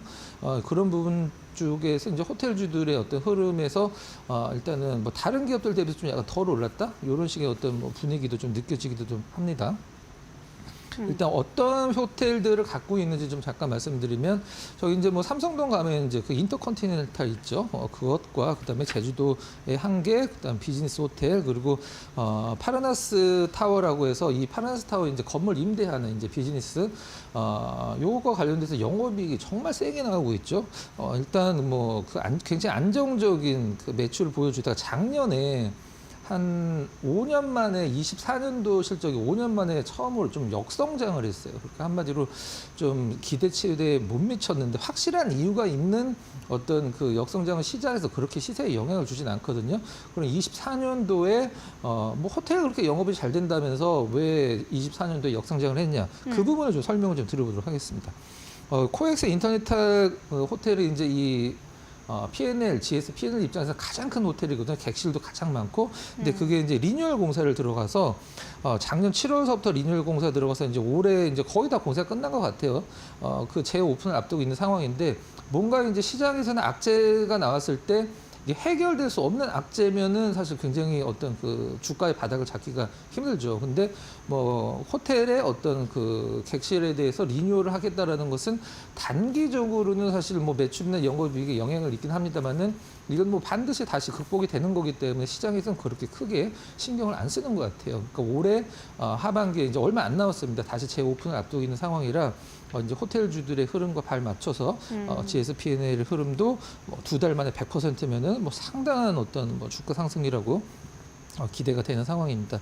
일단 GS 리테일과 이제 떨어져 나오면서 그동안에 이제 GS 리테일 쪽을 P&L 지원을 좀 많이 해줬었는데 인적 분할을 하면서 이제 지원할 필요성이 이제 없어졌고 이제 그동안에 배당과 관련돼서 좀 약간 우리가 흔히 뭐 쉬운 표현은 짜다라는 표현을 좀 많이 썼었는데 이 배당과 관련돼서도 이제 분할을 했기 때문에 시장에서 기대감이 좀 높아지고 있는 그런 상황입니다. 최근에 뭐 어떤 트렌드죠. 이제 잠깐 차트 보면서 말씀드려보도록 하겠습니다. 네. 3월달 3분기에 이제 중국 단체 여행객들 한정으로 이제 무비자가 이제 시행될 것이다라고 이제 계속적으로 나오고 있어서 그런 관련주들 많이 움직이고 있는데 말씀드렸듯이 4월 초서부터 지금 6월달까지 이 무거운 주식이 100% 올랐다라는 것은 뭐 굉장히 좀 놀랄 만한 주가 흐름이긴 한데 다른 관련주들, 호텔 관련주들 움직인 거 보면 사실 훨씬 더 많이 갔거든요. 그래서 GS P&L 눈높이를 좀 맞춰준다라고 하면 다른 종목군들과 윗방향 열어놓을 필요성이 있고요. 사고 있었던 외국인들은 지금 매도로, 그 다음에 팔았던 기관들은 이제 V자로 다시 그 매수 쪽으로 전환을 해서 수급이 바뀌고 있는 과정이다. 이렇게 체크를 하시면 될 것 같습니다. 네, GS P&L로 살펴봤습니다. 호텔 사업 관련해서 성장세 주목해 볼 수 있겠다라는 의견 주셨고요. 오늘 좀 야금야금 잘 오르고 있는 종목들로 특징주 잡아봤습니다. 자, 이번에는 포착주로 넘어가 보겠습니다. 오늘 딱 한 종목 골라보신다면 어떤 종목일까요? 오늘 SK 네트워크를 한번 좀 골라봤습니다. 네. 이유는요? 네, 설명을 좀 드려보도록 할게요. SK 네트워크 사실 SK 네트워크를 보유하신 분들 아니면 SK 네트워크 뭐 하는 기업인가요? 라고 물어보면 딱히 뭐 대답을 못 하시는 분들이 굉장히 좀 많으실 거예요. 그냥 뭐 네트워크니까 뭔가 좀 유통을 하겠지라고 이제 생각하실 텐데 어떤 일을 하는지 말씀을 드리면 하면서 정말 우리 그 실생활에 굉장히 밀접한 어떤 그 사업 부분을 갖고 있는 기업이죠. 일단 SK텔레콤 그 휴대폰을 유통을 하기 때문에 1년에 한 400만 대 정도 유통을 하죠. 이동통신기 단말기 유통 뭐 국내 1위라고 이제 보시면 될 것 같고 또 자동차를 그 운행하시는 분들은 뭐 많이 간판들은 많이 보셨을 거예요. SK 스피드메이트 그다음에 가전 렌탈 쪽에서 SK 매직 이렇게 이제 운영을 하고 있다 보시면 될 것 같고 트레이딩 무역과 관련돼서는 일단 화학이나 철강 그다음에 이런 부분들은 이제 어떤 무역, 트레이딩 한마디로 한다라고 보시면 될 것 같아요. 매출 비중을 잠깐 보면 정보통신 부분이 이제 60%를 압도적으로 가장 좀 많습니다. 그리고 트레이딩이 무역 부분이 한 20%, 그다음에 SK 매직 좀 주방 쪽은 그 경동나비에 있는 매각을 했죠. SK 매직 한 11%, 근데 워커힐 호텔이 한 4% 정도 이제 차지를 하는 사업 구조를 갖고 있는 상황이고요. 작년에 이제 23년도 대비해서 실적이 굉장히 크게 좋아졌었죠. 근데 주가는 거의 미치지를 못하고 있는 상황이고, 최근에 이제 SK 네트워크스가 일단 AI 기반으로 신제품을 이제 7월 달에 내놓을 게 있는데, 저는 그걸 한번 좀 영상을 보긴 했습니다만은 이제 그 로봇이라고 하는데 로봇처럼 생기진 않았고, 이게 공기청정기처럼 생긴 게 이렇게 돌아다녀요. 이제 한마디로 이제 AI 관련된 그런 부분인데, 그 돌아다니면서 안면 인식을 통해서 뭐 맥박이나 뭐 스트레스 지수 이런 것들도 이제 얼굴만으로 이제 뭐 측정을 해주는 그런 AI 공기청정기라고 해야 될지 로봇이라고 해야 될지 하여튼 기능을 굉장히 많이 갖고 있는 거를 7월 달에 론칭을 하는데, 이름이 이제 나무 X라고 이제 이름을 지었는데, 왜 네. 나무냐 하면 휴먼을 거꾸로 읽으면 나무거든요. 그래서 나무 X라고 지은 것 같아요. 자, 차트 잠깐 보면서 가격적인 전략을 좀 말씀드려 보도록 하겠습니다. 정말 못 올랐습니다. 24년도에 실적이 그렇게 좋았는데도 계속적으로 떨어졌고, 그 다음에 올해 들어서도 나쁘진 않은데 실적이 이제 나름대로 러프하게 좋아지고 있는 상황에서 관심이 없었습니다. 시장에서 한마디로 SK 네트워크의 턴이 안 왔다, 이렇게 좀 표현을 좀 하고 싶은데, 수급이 이제 그 주가 흐름을 설명을 해줄 수 있을 정도로 굉장히 좀 안 좋았죠. 네. 최근에 외국인들은 살짝 좀 매도해서 매수로 반등, 그다음에 기관은 아직까지는 매수로 이제 본격적으로 어떤 수급이 전환되진 않았지만 매도량은 굉장히 줄어들고 있다, 이렇게 보시면 될 것 같고요. 가격 전략은 매수가는 지금 현재 4,700원이 조금 안 되는 가격입니다. 4,700원 이하를 제시를 좀 해드리고요. 목표 가격은 5,500원, 그 다음에 손절 가격은 4,200원을 설정을 좀 해보도록 하겠습니다. 네, SK 네트워크스 목표가 5,500원으로 제시해 주셨습니다. 이 종목도 함께 고려해 보시면 좋겠습니다. 오늘은 여기까지 이야기 듣겠습니다. 고맙습니다.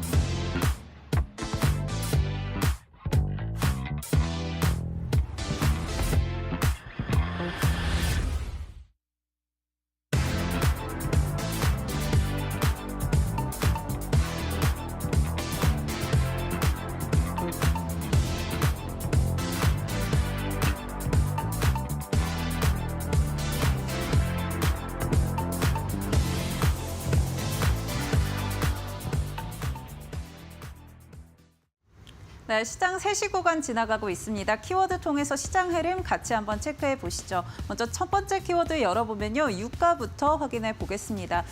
주말 사이에 미국이 이란의 핵시설 3곳을 타격했고, 이란 측에서도 호르무즈 해협 봉쇄를 카드로 내놓으면서 이 중동발 리스크가 부각되고 있는 상황인데요.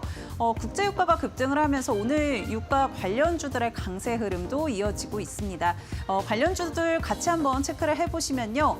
오늘 유가 관련주들 가장 상승 탄력 받는 거는 중앙에너비스입니다. 현재 28% 가까운 상승 탄력 이어가고 있는데요. 다만 장중에 상한가까지 도달했다가 현재 이탈했다는 점 체크해 보시면 좋을 것 같고요. 한국석유도 2% 두 자릿수 강세, 극동유화 4.8%대 강세, S오일도 빨간불 켜고 있습니다. 다만 전반적으로는 음봉을 좀 그리고 있고, 장중에 국제유가가 이 상승폭을 좀 줄여갔다라는 점도 체크해 보시면 좋을 것 같습니다. 다음 키워드 체크해 보시죠. 네, 다음 키워드는 해운입니다. 역시나 이란 측에서 호르무즈 해협 봉쇄를 카드로 들고 나오면서 해상 운임이 상승할 것이다라는 전망들도 나오고 있는 상황인데요. 이란 의회에서 이 봉쇄에 대한 결의안이 통과가 됐고 다만 이 최종 결정은 아직 남아있다라는 이야기들 나오고 있습니다. 시장에서는 봉쇄까지는 가기 어려울 것이다라는 이야기들도 있지만 여전히 우려감은 시장에 존재하는 상황인데요. 관련주들의 매수세에 유입되고 있는 상황입니다.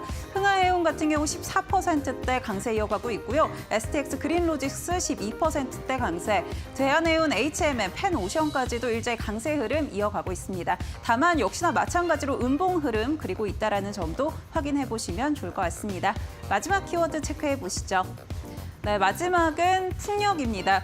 오늘 신재생에너지 관련주들에도 매수세에 유입되고 있는데요. 이 유가가 급등하는 거에 대한 대체제 또 AI 이 정책적 모멘텀에 계속해서 영향받아가고 있는 모습입니다. 특히나 오늘 같은 경우 SK그룹이 이 아마존 웹서비스와 울산의 AI 데이터 센터를 건립한다라는 점 부각이 되면서 SK 관련주들의 중심으로 해서 매수세에 유입되고 있는 상황이고요. 관련한 종목들 흐름 같이 한번 체크해 보시죠. 네, 먼저 SK 이터닉스 오늘 장중에 상한가까지 도달을 했고요. 현재는 29%대 강세 흐름 이어가고 있습니다. 그밖에 그리드위즈 9%대 강세, 유니슨 7%대, 또 SK 오션플래트도 1.7%대 빨간불 켜고 있고요. HD현대 에너지솔루션의 경우 오늘 장중에 빨간불 켜고는 있었는데 현재 약세로 전환했다라는 점은 확인해 보셔야 될 것 같습니다. 지금까지 김주영이었습니다.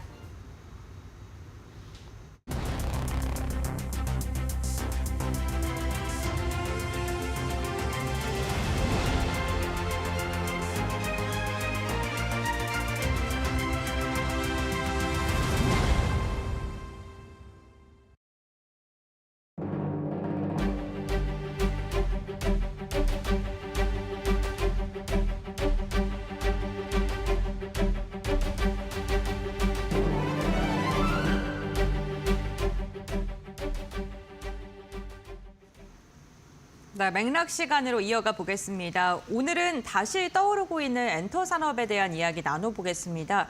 정부의 지원 정책 그리고 한한령 해제에 대한 기대감 속에 엔터주들의 강한 시세가 최근에 이어지고 있는 상황인데요. 앞으로의 방향성 어떻게 잡고 가야 될지 투자 포인트는 뭐가 있는지 이야기 나눠보겠습니다. 대신증권의 임수진 연구원 모시겠습니다. 안녕하십니까? 안녕하십니까? 네, 반갑습니다. 오늘 엔터주들에 대한 이야기 나눠볼 텐데요. 엔터와 관련된 리포트를 많이 또 내셨더라고요. 그래서 최근 엔터주들의 상승이 앞으로 어디까지 갈 수 있을지에 대한 이야기를 나눠보도록 하겠습니다. 지금 현재 구간에 뭐 산업 심리라던가 투자 심리는 어떻게 흘러가고 있을까요?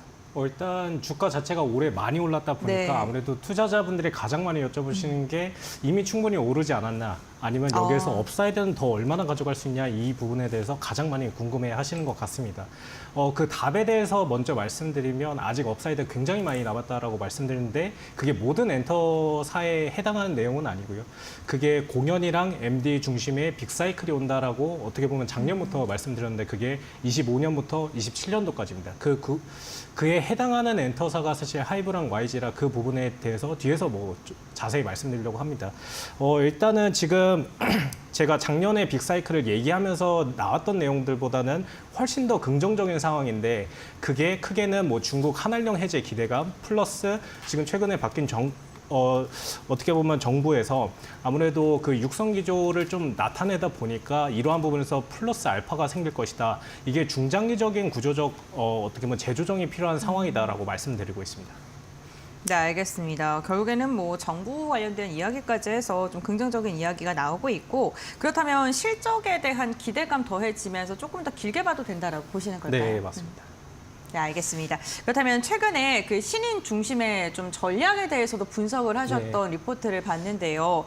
이 전략을 사용하고 있는 업체가 어디가 있는지도 좀 궁금하고요. 신인 IP에 투자를 하게 된다면 사실 돈이 많이 쓰는 거잖아요. 그죠. 근데 그게 어떻게 주가에 긍정적인 영향을 미칠지도 궁금합니다. 네. 일단은 신인은 엔터사 입장에서 3년에서 5년 뒤의 미래를 보여주는 어떻게 보면 정성적인 지표라고 보시면 될 것 같아요. 저희가 3년에서 5년 뒤에 두 번째 월드 투어 할 때부터 본격적으로 이 기여 구간이다라고 말씀드리는데 그동안 비용이 아무래도 100에서 150억 정도 들다 보니까 과거에는 엔터사들이 1년에 많아야 한 팀 정도 내보냈었습니다. 근데 이게 달라진 게 뭐가 있냐라고 했을 때 성공 가능성이 굉장히 많이 올라갔습니다. 최근에 YG에서 27년에 데뷔할 예정인 뭐 신인 걸그룹에 대해서 어떻게 보면 티저 영상 비슷하게 냈는데 예전 같았으면 100만 뭐 조회수 나오면 굉장히 성공적이다라고 했겠지만 이제는 뭐 2천만 조회수. 그러니까 데뷔하지 않았음에도 불구하고 준비된 팬덤이 있는 상황이기 때문에 어떻게 보면 성공 가능성이 매우 올라가서 투자자 입장에서는 조금 더 신인을 많이 내도 좋지 않을까 이렇게 보실 수 있을 것 같고요. 두 번째로는 현지화 그룹입니다. 그 해외에서 일본이면 일본 현지 IP들을 맞춰가지고 현지 전략에 맞춰서 그룹들을 내고 있고 미국에서도 뭐 캐치아이라든가 이런 그룹들을 내고 있는데 아무래도 국내에서만 활동하게 되면 팬덤 간의 캐니발라이제이션이 나올 수가 있는데 해외에서는 그런 게 없다 보니까 사실 투자자 입장에서도 그렇고 팬덤 입장에서도 이제는 IP 많은 거에 대해서 뭐 부담을 느낄 만한 상황은 아니고 오히려 많아질수록 좀 더 즐길 컨텐츠가 많아진다라고 보시면 될 것 같습니다. 네, 알겠습니다. 그렇다면 엔터사들을 분석을 할 때 투자자 입장에서 참고하면 뭐 좋을 지표가 어떤 게 있는지도 알아볼 텐데요. 리포트에서는 그 MD 부분에서 서프라이즈한 실적의 흐름이 나올 것이다. 이렇게 이야기를 하기도 하셨습니다. 그렇다면 우리가 그 실적을 볼 때 실적 측면에서 MD 비중의 매출이 높은 그런 종목들을 봐야 될까요? 일단은 과거의 MD 매출 비중으로 네. 살펴보게 되면 좀 왜곡이 나올 수는 있을 것 같습니다. 아무래도 YG 같은 경우에는 과거에 뭐 공연을 한 번 열었을 때 MD 품목이 한 10개 정도였다면 이제는 뭐 40개에서 60개까지 크게 많네요. 늘어나다 네. 보니까 이게 불과 1년도 안 된 일입니다. 어떻게 보면 작년이랑 비교를 했을 때 작년에 한 10개에서 20개 냈기 때문에 이 규모가 작았다면 이제는 커진 상황이고요. 그래서 전체적인 MD 매출 비중이 뭐 10%에서 많게는 한 30-40%까지 올라가는데 그 비중보다는 그 전략 변화에 좀 더 초점을 맞추셔야 된다라고 말씀드리고 있어요. 일단 하이브랑 SM 같은 경우에는 원래도 아무래도 MD 쪽에 굉장히 주력했던 사업이기 때문에 잘하고 있었습니다. 하이브 같은 경우는 최근에 전략 변화가 무엇이 있었냐라고 했을 때 중국에서 팝업 스토어를 굉장히 많이 열기 시작했습니다. 사실 시장에서 관심이 높은 SM이 제일 많이 하지 않을까 했지만 하이브 아티스트는 방탄소년단 포함해서 모든 아티스트가 지금 팝업 스토어를 진행을 했고요. YG 같은 경우에는 품목 수를 굉장히 가파르게 늘리고 있는데 예를 들어 블랙핑크가 전성기이던 시절에 분기당 매출이 한 200억 정도 났다면 이제 신인 그룹이 혼자만 활동하더라도 지금 200억이 넘어가는 상황까지 왔습니다. 그러면 저희가 3분기에 블랙핑크가 컴백을 하게 되면 400에서 600개까지 볼 수가 있는데 저희가 MD 매출 같은 경우는 사실 추정치에 녹여내기가 좀 어려운 파트가 아무래도 공연 쪽에서 뭐 모객수 한 명당 얼마 정도 소비하겠지라는 식으로 추정을 해왔는데 이게 상시 MD도 굉장히 많아졌습니다. 활동 중간에도 나오는 MD가 많아졌기 때문에 추가적으로 발생하는 모멘텀이 굉장히 많다. 그게 대부분 MD일 것이다라고 말씀드리고 있고요. 그러한 부분이 2분기 실적 발표 때 좀 증명이 되면서 아무래도 하반기 그리고 내년에 대한 추정치가 상향 조정되지 않을까 이렇게 기대를 하고 있습니다. 네, 알겠습니다. 내년 추정치로 좀 적용이 될 수 있을 것 같다라고 이야기해 주셨는데 지금 전략이 조금씩 변화하고 있다는 점도 짚어주셨고요. 그 아이돌에 대한 인식이 진짜 많이 바뀌었다라고 느낀 게 오늘 그 테디 신인 그룹이 네. 나왔잖아요. 네. 신세계 회장 딸이 네, 거기 맞습니다. 또 멤버로 있기 때문에 이제는 재계에서도 재계 회장 딸이 네. 엔터 산업을 할 정도로 이렇게 네, 인식이 많이 바뀌었구나라는 생각이 듭니다. 그다음 지금부터는 엔터사들 한 종목씩 한번 살펴보도록 할 텐데 최근에 가장 많이 이슈가 되는 게 하이브겠죠. 하이브가 이제 완전체로 출동을 한다라는 기대감 나오면서 목표 주가 상향 지금 조정하는 곳도 참 많은데요. 주요 밸류는 지금 한 어느 정도이고 리스크는 또 어떤 걸 좀 체크해야 되는지 현재 상황 먼저 짚어주시죠. 일단 하이브 같은 네. 경우에는 하반기에 최선 호주로 말씀을 드리고 있습니다. 저희가 작년 4분기부터 주가 패턴이 굉장히 명확했습니다. 방탄소년단 이전에는 스트레이키즈 작년 4분기에 공연 일정을 발표하고 나서 주가가 급등을 했고요. 올해 상반기 같은 경우는 블랙핑크가 일정 발표하고 이렇게 주가로 연결이 됐습니다. 반대로 하이브 같은 경우에는 세븐틴, 엔하이픈, 투바투 그리고 방탄소년단까지 공연 일정이 대부분 올해 하반기에 공개될 예정입니다. 그렇게 되면 결국에는 실적 추정치가 얼만큼 상향 조정될 여지가 있냐라고 했을 때 현재는 지금 방탄소년단조차도 충분히 반영되지 않은 모습입니다. 지금 25년도랑 26년도 컨센서스 차이는 매출액 기준으로 한 9천 6천억 정도 나는데 방탄소년단이 뭐 월드 투어 한 350만 명만 돈다라고 가정을 하게 되면 1.2조 원이라는 매출이 생깁니다. 그러면 방탄소년단만으로도 아직은 어떻게 보면 설명이 안 되는 구간인데 엔하이픈, 투바투, 세븐틴까지 플러스가 된다면 내년에 성장폭은 더욱 가팔라질 예정이고요. 그 과정 안에서 올해 특히 4분기 정도에는 주가가 크게 반등하지 않을까. 저는 지금 업사이드는 최소 30% 이상으로 보고 있는데 최소. 추가적으로 열릴 부분이 아까 말씀드린 MD 부분까지 되게 되면 40만 원 예전의 최고점을 다시 한번 갱신할 수 있지 않을까 이렇게 기대를 하고 있습니다. 그 리스크 포인트로 보면 사실 모든 엔터사가 같습니다. 아티스트가 뭐 말썽 피우면 어떻게 보면 다시금 또 힘든 시기가 찾아올 수 있는데 이러한 부분은 사실 엔터사도 그렇고 누구도 예측할 수 없는 부분이기 때문에 어떻게 보면 멀티플 안에 녹여져 있는 리스크 중 하나라고 보고 있고요. 그 다른 리스크로 생각을 해본다면 모든 사실 대부분의 기업들이 결국에는 이익이 폭발적으로 성장하는 시기에는 신사업 을 고민할 수밖에 없습니다. 하이브 같은 경우에는 그게 게임과 AI 산업이고요. 그게 내년에 자체 개발하는 게임이 나오기 때문에 이 관련해서 비용이 얼마나 나올지 그리고 성적은 얼마나 이익을 좀 거두게 될지 이러한 부분들을 현재에서는 보수적으로 측정을 하긴 했는데 비용이 추가로 발생할지 이런 부분들이 좀 리스크로 작용할 것 같다 이렇게 말씀드리고 있습니다. 네, 하이브 최선호주다라고 가장 먼저 언급해 주셨고 그럼 두 번째로는 SM 한번 알아보겠습니다. 사실 중국 시장이 개방이 되게 된다면 엔터사주 가운데서 가장 수혜를 볼 게 뭔가 했을 때 SM 빼놓을 수가 없거든요. SM 같은 경우에는 어떻게 바라보실까요? 일단 SM 같은 경우에는 사실 되게 아쉬웠던 부분이 저희가 코로나 이후에는 서구권으로 진출하다 보니까 이게 하이브, JYP, YG 대비해서는 어떻게 보면 잠재 성장률이 좀 낮을 수밖에 없다라는 우려가 좀 있었습니다. 근데 중국이 열린다라고 치면 사실 중국은 말도 안 되게 큰 시장이거든요. 네, 그렇죠. 사실 서구권보다 포텐셜이 훨씬 더 큰 시장이고 중국에서 팬덤 비중이 높은 엔터사가 SM입니다. 특히 SM이 유리한 입장은 뭐냐면 과거에 활동했던 IP들, 예를 들어 소녀시대라든지 동방신기, 엑소, 샤이니까지도 지금은 어떻게 보면 소규모 월드 투어를 진행을 하고 있는데 아직도 중국에서 인기가 높습니다. 그러다 보니까 중국에서 활동을 하게 되면 아무래도 베타 측면에서는 그 SM이 실적이 반등이 조금 더 클 수 있다라고 말씀드리고 있고요.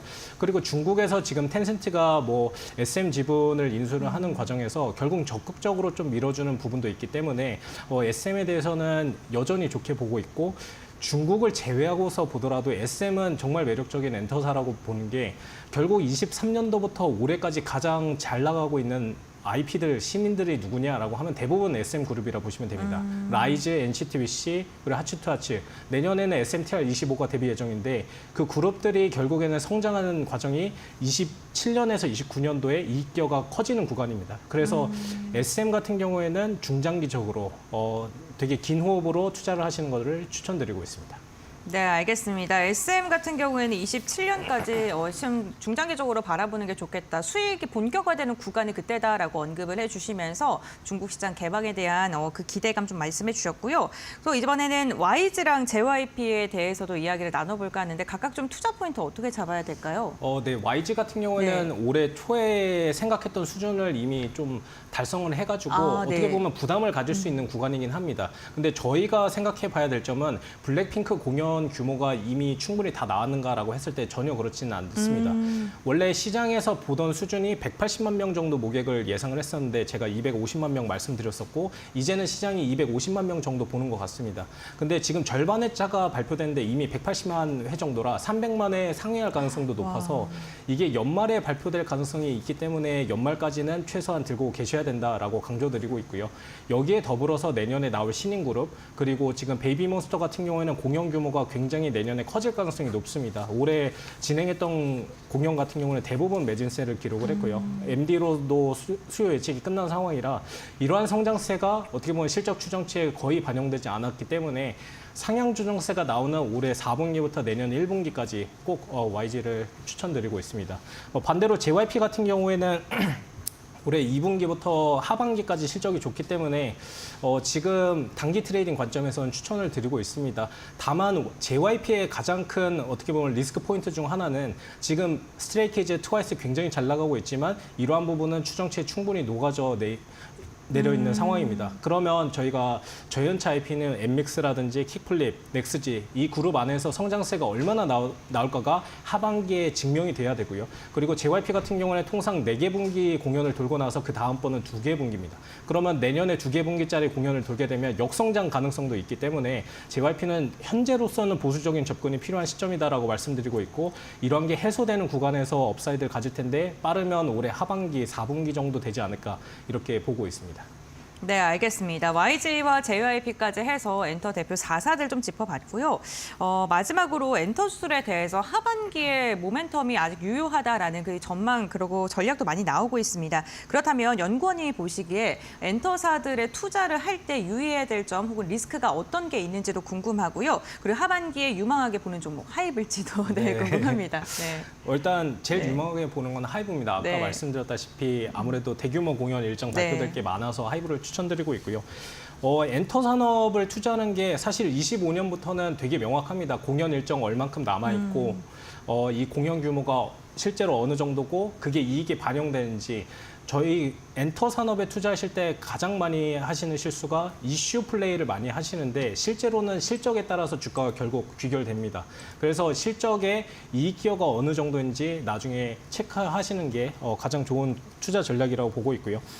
그 이외에는 사실 정치적 리스크라든지 이게 한한령 해제의 기대감은 많이 녹아져 있는 상태인데 이게 언제든 다시 반대로 갈 수 있기 때문에 언제든 약간 리스크 포인트로 염두에 두면서 대응하시는 것들을 추천드리고 있습니다.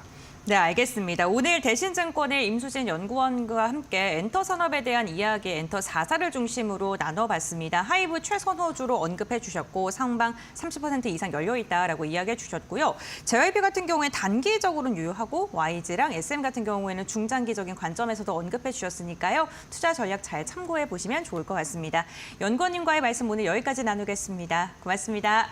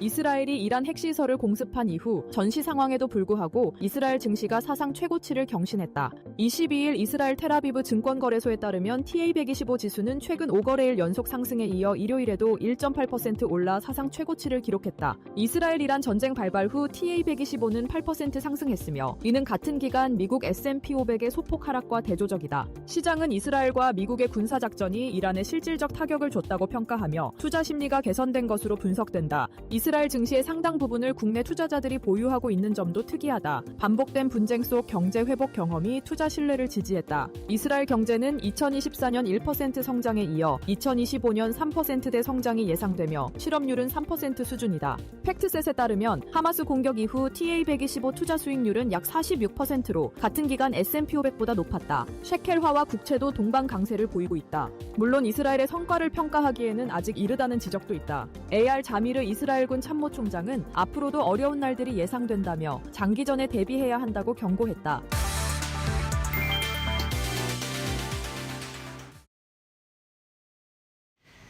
네, 정규장 마감 동시효과 구간에 들어와 있습니다. 라스트 찬스 함께하겠습니다. 레몬리서치 김민수 대표, 최영지 전문가 함께하는 월요일입니다. 두 분 어서 오세요.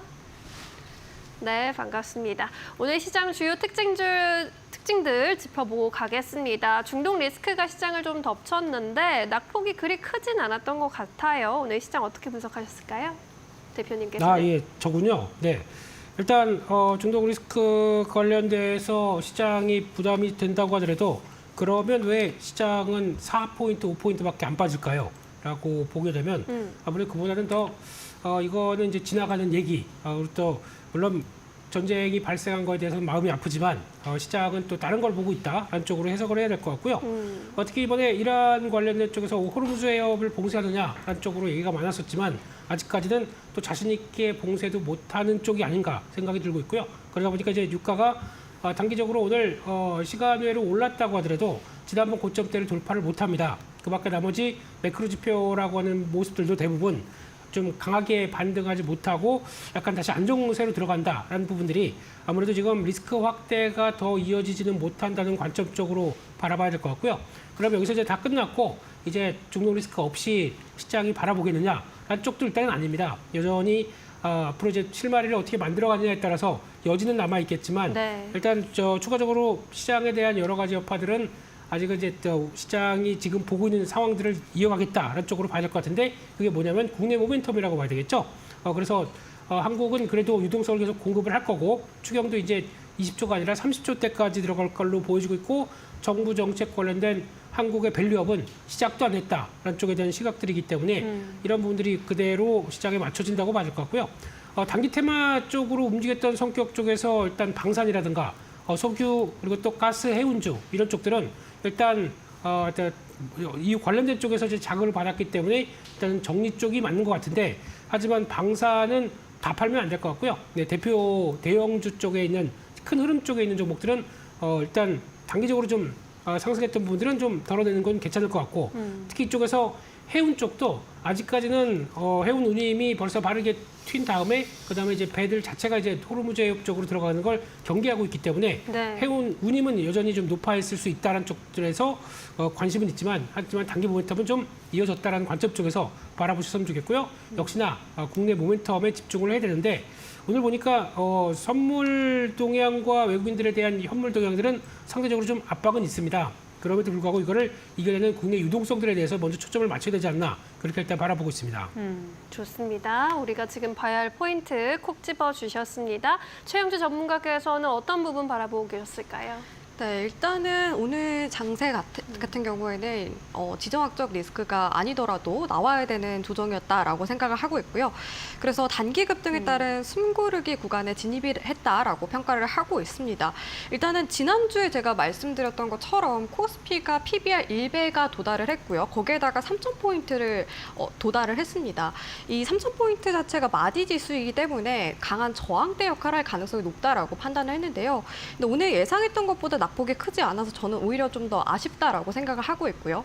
그리고 이란 공습에 따라서 중동 리스크가 아무래도 부각이 됐습니다. 하지만 오히려 미국 쪽에서 이란 공습을 한 만큼 이 중동 리스크가 더 단기간에 완화될 가능성이 높다라고 보고 있습니다. 네. 왜냐하면 미국 쪽에서 개입함에 따라서 오히려 이란 쪽에서 보복 수위를 더 낮출 가능성이 높다라고 보고 있고요. 거기다가 이번에 호르무즈 해협 같은 경우에는 봉쇄 가능성이 커졌었죠. 아무래도 여기에 물동량이 20%에서 30%가 지나가기 때문에 봉쇄가 될 경우에는 당연히 공급망에 차질이 생길 수밖에 없습니다. 하지만 이거를 최종적으로 결정하는 거는 최고 국가안보회의고요. 그동안의 사례로 봤을 때 전면 봉쇄된 적은 없었습니다. 그런 만큼 가능성이 낮다라고 저는 생각하고 있고요. 만약에 봉쇄가 돼서 공급망에 차질이 생길 경우에는 사우디라던가 미국 쪽에서 증산을 함에 따라서 해소가 될 수 있는 부분들이기 때문에 단기간에 해소가 될 가능성이 높다라고 생각을 하고 있습니다. 그러한 관점에서 오늘 나온 조정 자체는 건전한 조정이다라고 바라보고 있습니다. 근데 다만 좀 개별적인 종목들의 주의가 필요하다라고 생각을 하고 있는데요. 네. 우리나라 같은 경우에는 최근 들어서 단기간에 급등한 만큼 투자 주의 종목으로 지정된 종목들이 굉장히 많습니다. 올해 들어서만 1,107건이 넘어섰는데요. 과거에 2021년에 과열권에 들었던 당시보다 더 높은 수치를 기록을 했습니다. 아무래도 투자 주의 종목으로 지정된 종목들 같은 경우에는 단기간 급등락이 클 가능성이 높아서 그런 부분들 유의하면서 투자를 해야 된다라고 생각을 하고 있고요.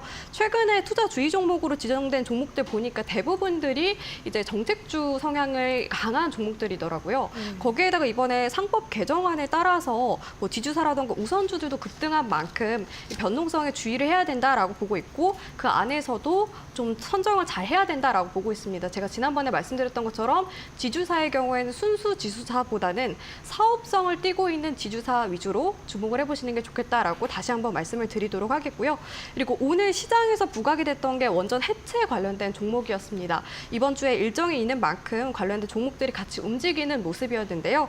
26일에 고리 1호기가 최종 해체 계획서 승인 여부를 심사할 것으로 전망이 됩니다. 만약에 이번에 결정이 될 경우에는 처음으로 우리나라에서 원전 해체 사례가 이루어진다라고 볼 수가 있는데요. 사실 이 원전 해체 산업 자체가 아직까지 많이 발전하지 않았습니다. 미국 같은 경우에는 사례가 있지만 그 외에 독일이나 일본, 스위스의 경우에는 소형 연구용 원전만 해체했던 경험이 있는데요.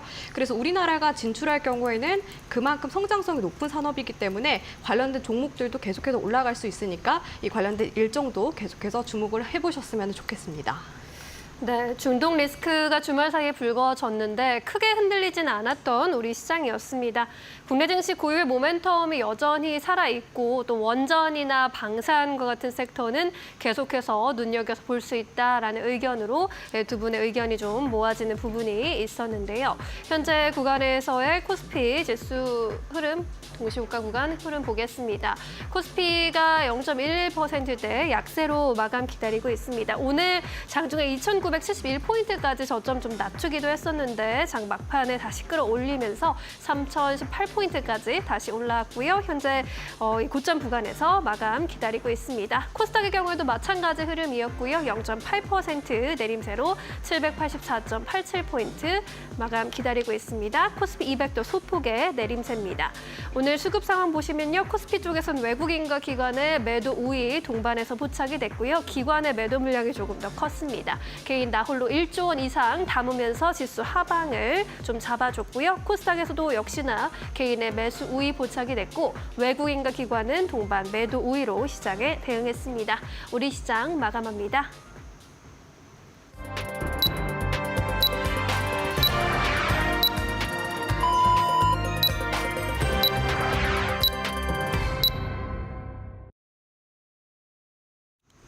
네, 6월 23일 월요일장 시장이 마무리가 됐습니다. 오늘 개장 직후와 비교한다면 시장의 힘이 굉장히 견조하게 이어지면서 장 막판에는 약포합권까지 되돌리는 데 성공한 시장인데요.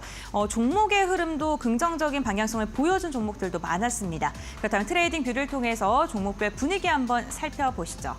네, 먼저 오늘 유가증권 시장이 최근의 흐름을 보게 된다면요. 삼성전자와는 사뭇 다른 움직임 계속 이어가고 있습니다. 오늘 장 막판에 삼성전자 2%대 하락을 유지하면서 마무리했는데 이와 대비했을 때 견조한 버텨주는 모습이 나타났던 지수의 흐름이었고요. 종목을 보게 된다면 하락하는 종목이 더 많긴 합니다. 그럼에도 불구하고 원전 관련 기업들 해체에 대한 기대감 속에 굉장히 견조한 모습 일부 종목으로 나왔고요. 방산주 같은 경우에도 한화 에어로스페이스 같은 경우 2% 빠졌지만 LRG 넥스원은 3%가량의 강한 상승 보이면서 마감하는 데 성공을 했습니다. 2차 전지 약했고요. 조선주는 힘이 빠지는 모습이 나타났습니다. 다만 금융 섹터를 보게 됐을 때 그 가운데서도 지주사 일부 종목을 중심으로는 5%가량의 강한 상승 나오기도 했고요. 보험 같은 경우에는 한 걸음 쉬어가는 움직임이 나타났습니다. 오늘도 시장에서 시가총액 상위 종목 가운데 눈에 띄었던 게 인터넷 대표주들입니다. 데이터 센터에 대한 기대감, AI 산업에 대한 기대감 속에 네이버가 7%, 카카오 카카오가 1.5%가량 상승했고요. 지주사들 가운데 LG도 오늘 5%가량의 오름세가 나왔습니다. 다만 오늘 제약바이오, 삼성바이오로직스 약했고 현대차와 기아도 조금 빠지는 모습이 나타났고요. 식품 관련된 기업 중에 삼양식품이 오늘도 1.6%가량의 강한 상승 나왔고요. 물동량에 대한 이야기 계속해서 나오면서 호르무즈 해협으로 인해서 지금 운임지수가 상승할 수 있다는 기대감 속에 HMM이 2.3%가량 상승하면서 마감하는 데 성공했습니다. 다음은 코스닥도 살펴보시죠.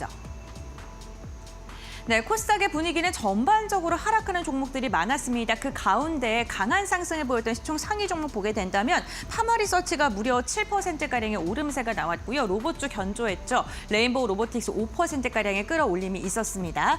하지만 이 반도체 소부장 관련 기업들 대부분의 흐름이 좀 약했던 것으로 확인되고 있습니다. 리노공업도 2%가량 빠진 채 마감했고 2차 전지도 오늘 조금 눌리는 모습이 나타난 것으로 확인되고 있습니다. 그 가운데 오늘 위메이드가 무려 27%가량 급등세 나왔다는 점 체크해 보시면 좋을 것 같고요. 위메이드 맥스 역시나 상한가에 안착하는 데 성공을 했습니다. 엔터주도 오늘 힘이 빠지는 한 걸음 쉬어가는 움직임이 특징적이었습니다. 그다음에 지수의 흐름은 어떻게 흘러갔을까요? 오늘 마감 상황 함께 살펴보도록 하겠습니다. 오늘 유가증권 시장 장중에 3,000포인트를 이탈하는 모습도 나타났었는데 장 후반에 결국에는 0.24%가량 빠진 채 3,014포인트의 종가를 체결하는 데 성공을 했습니다. 코스닥 같은 경우에도 장중 1% 이상의 하락세 780선을 내어주는 움직임이 나타났었는데요. 5장 들어서 낙폭을 만회하면서 결국에는 784포인트의 종가를 체결하는 데 성공을 했습니다. 수급 상황은 어떻게 흘러갔을까요? 함께 알아보겠습니다. 유가증권 시장입니다. 사실 오늘 시장은요. 개인이 홀로 이끌었다 해도 과언이 아닐 듯합니다. 개인이 1조 3천억 원가량의 물량을 강하게 매수를 했고요. 외국인과 기관의 쌍끌이 매도세가 나왔는데 기관의 매도가 굉장히 거셌습니다. 금융투자를 중심으로 9,500억 원가량의 물량을 토해냈습니다. 코스닥도 보시죠. 네, 코스닥 같은 경우에는요, 외국인이 오후장 들어서 매도의 폭을 굉장히 많이 줄였습니다. 38억 원가량의 순매도가 나타났고, 기관 같은 경우 오늘 양시장에서 강력하게 던져냈고, 그 물량을 개인이 홀로 소화해주는 모습이었습니다. 시가총액 상위 종목 함께 살펴보겠습니다. 유가증권 시장입니다. 오늘 삼성전자와 SK하이닉스가 엇갈린 움직임이 나타났었죠. 우선 미국에서 삼성과 SK하이닉스의 중국 공장에 미국 장비의 납품을 제한할 수 있다는 소식이 전해지면서 삼성전자가 2.5%가량의 하락으로 마감을 했습니다. 다만 데이터 센터에 대한 기대감 속에 SK그룹주들은 전반적으로 흐름이 좋았고요. 하이닉스 0.9% 시초가 대비 굉장히 흐름 좋게 마무리를 했습니다. 바이오주와 LG 엔솔은 약했습니다. 2에서 3%가량 빠졌고요. 오늘 네이버가 결국에는요. 5위에 안착하면서 마감하는 데 성공했습니다. 7%가량 강세 보이면서 29만 원에 마감을 했습니다. 다음은 6위부터 10위 함께 보겠습니다. 네, 오늘 두산 에너빌리티가 13%가량의 급등세 마지막까지 쏘아 올리면서 결국에는 13%가량 상승으로 68,600원 선 터치하는 데 성공했고요. 시가총액 6위까지 올라섰습니다. 현대차 같은 경우에는 4%가량 빠지면서 시가총액이 오늘 하루 동안 한 4계단 정도 내려온 것으로 확인되고 있고요. KB금융은 1%가량의 상승, 기아 같은 경우에도 10위권 바깥으로 밀려난 모습도 확인해 보시면 좋을 것 같습니다. 다음으로는 코스닥 함께 보시죠.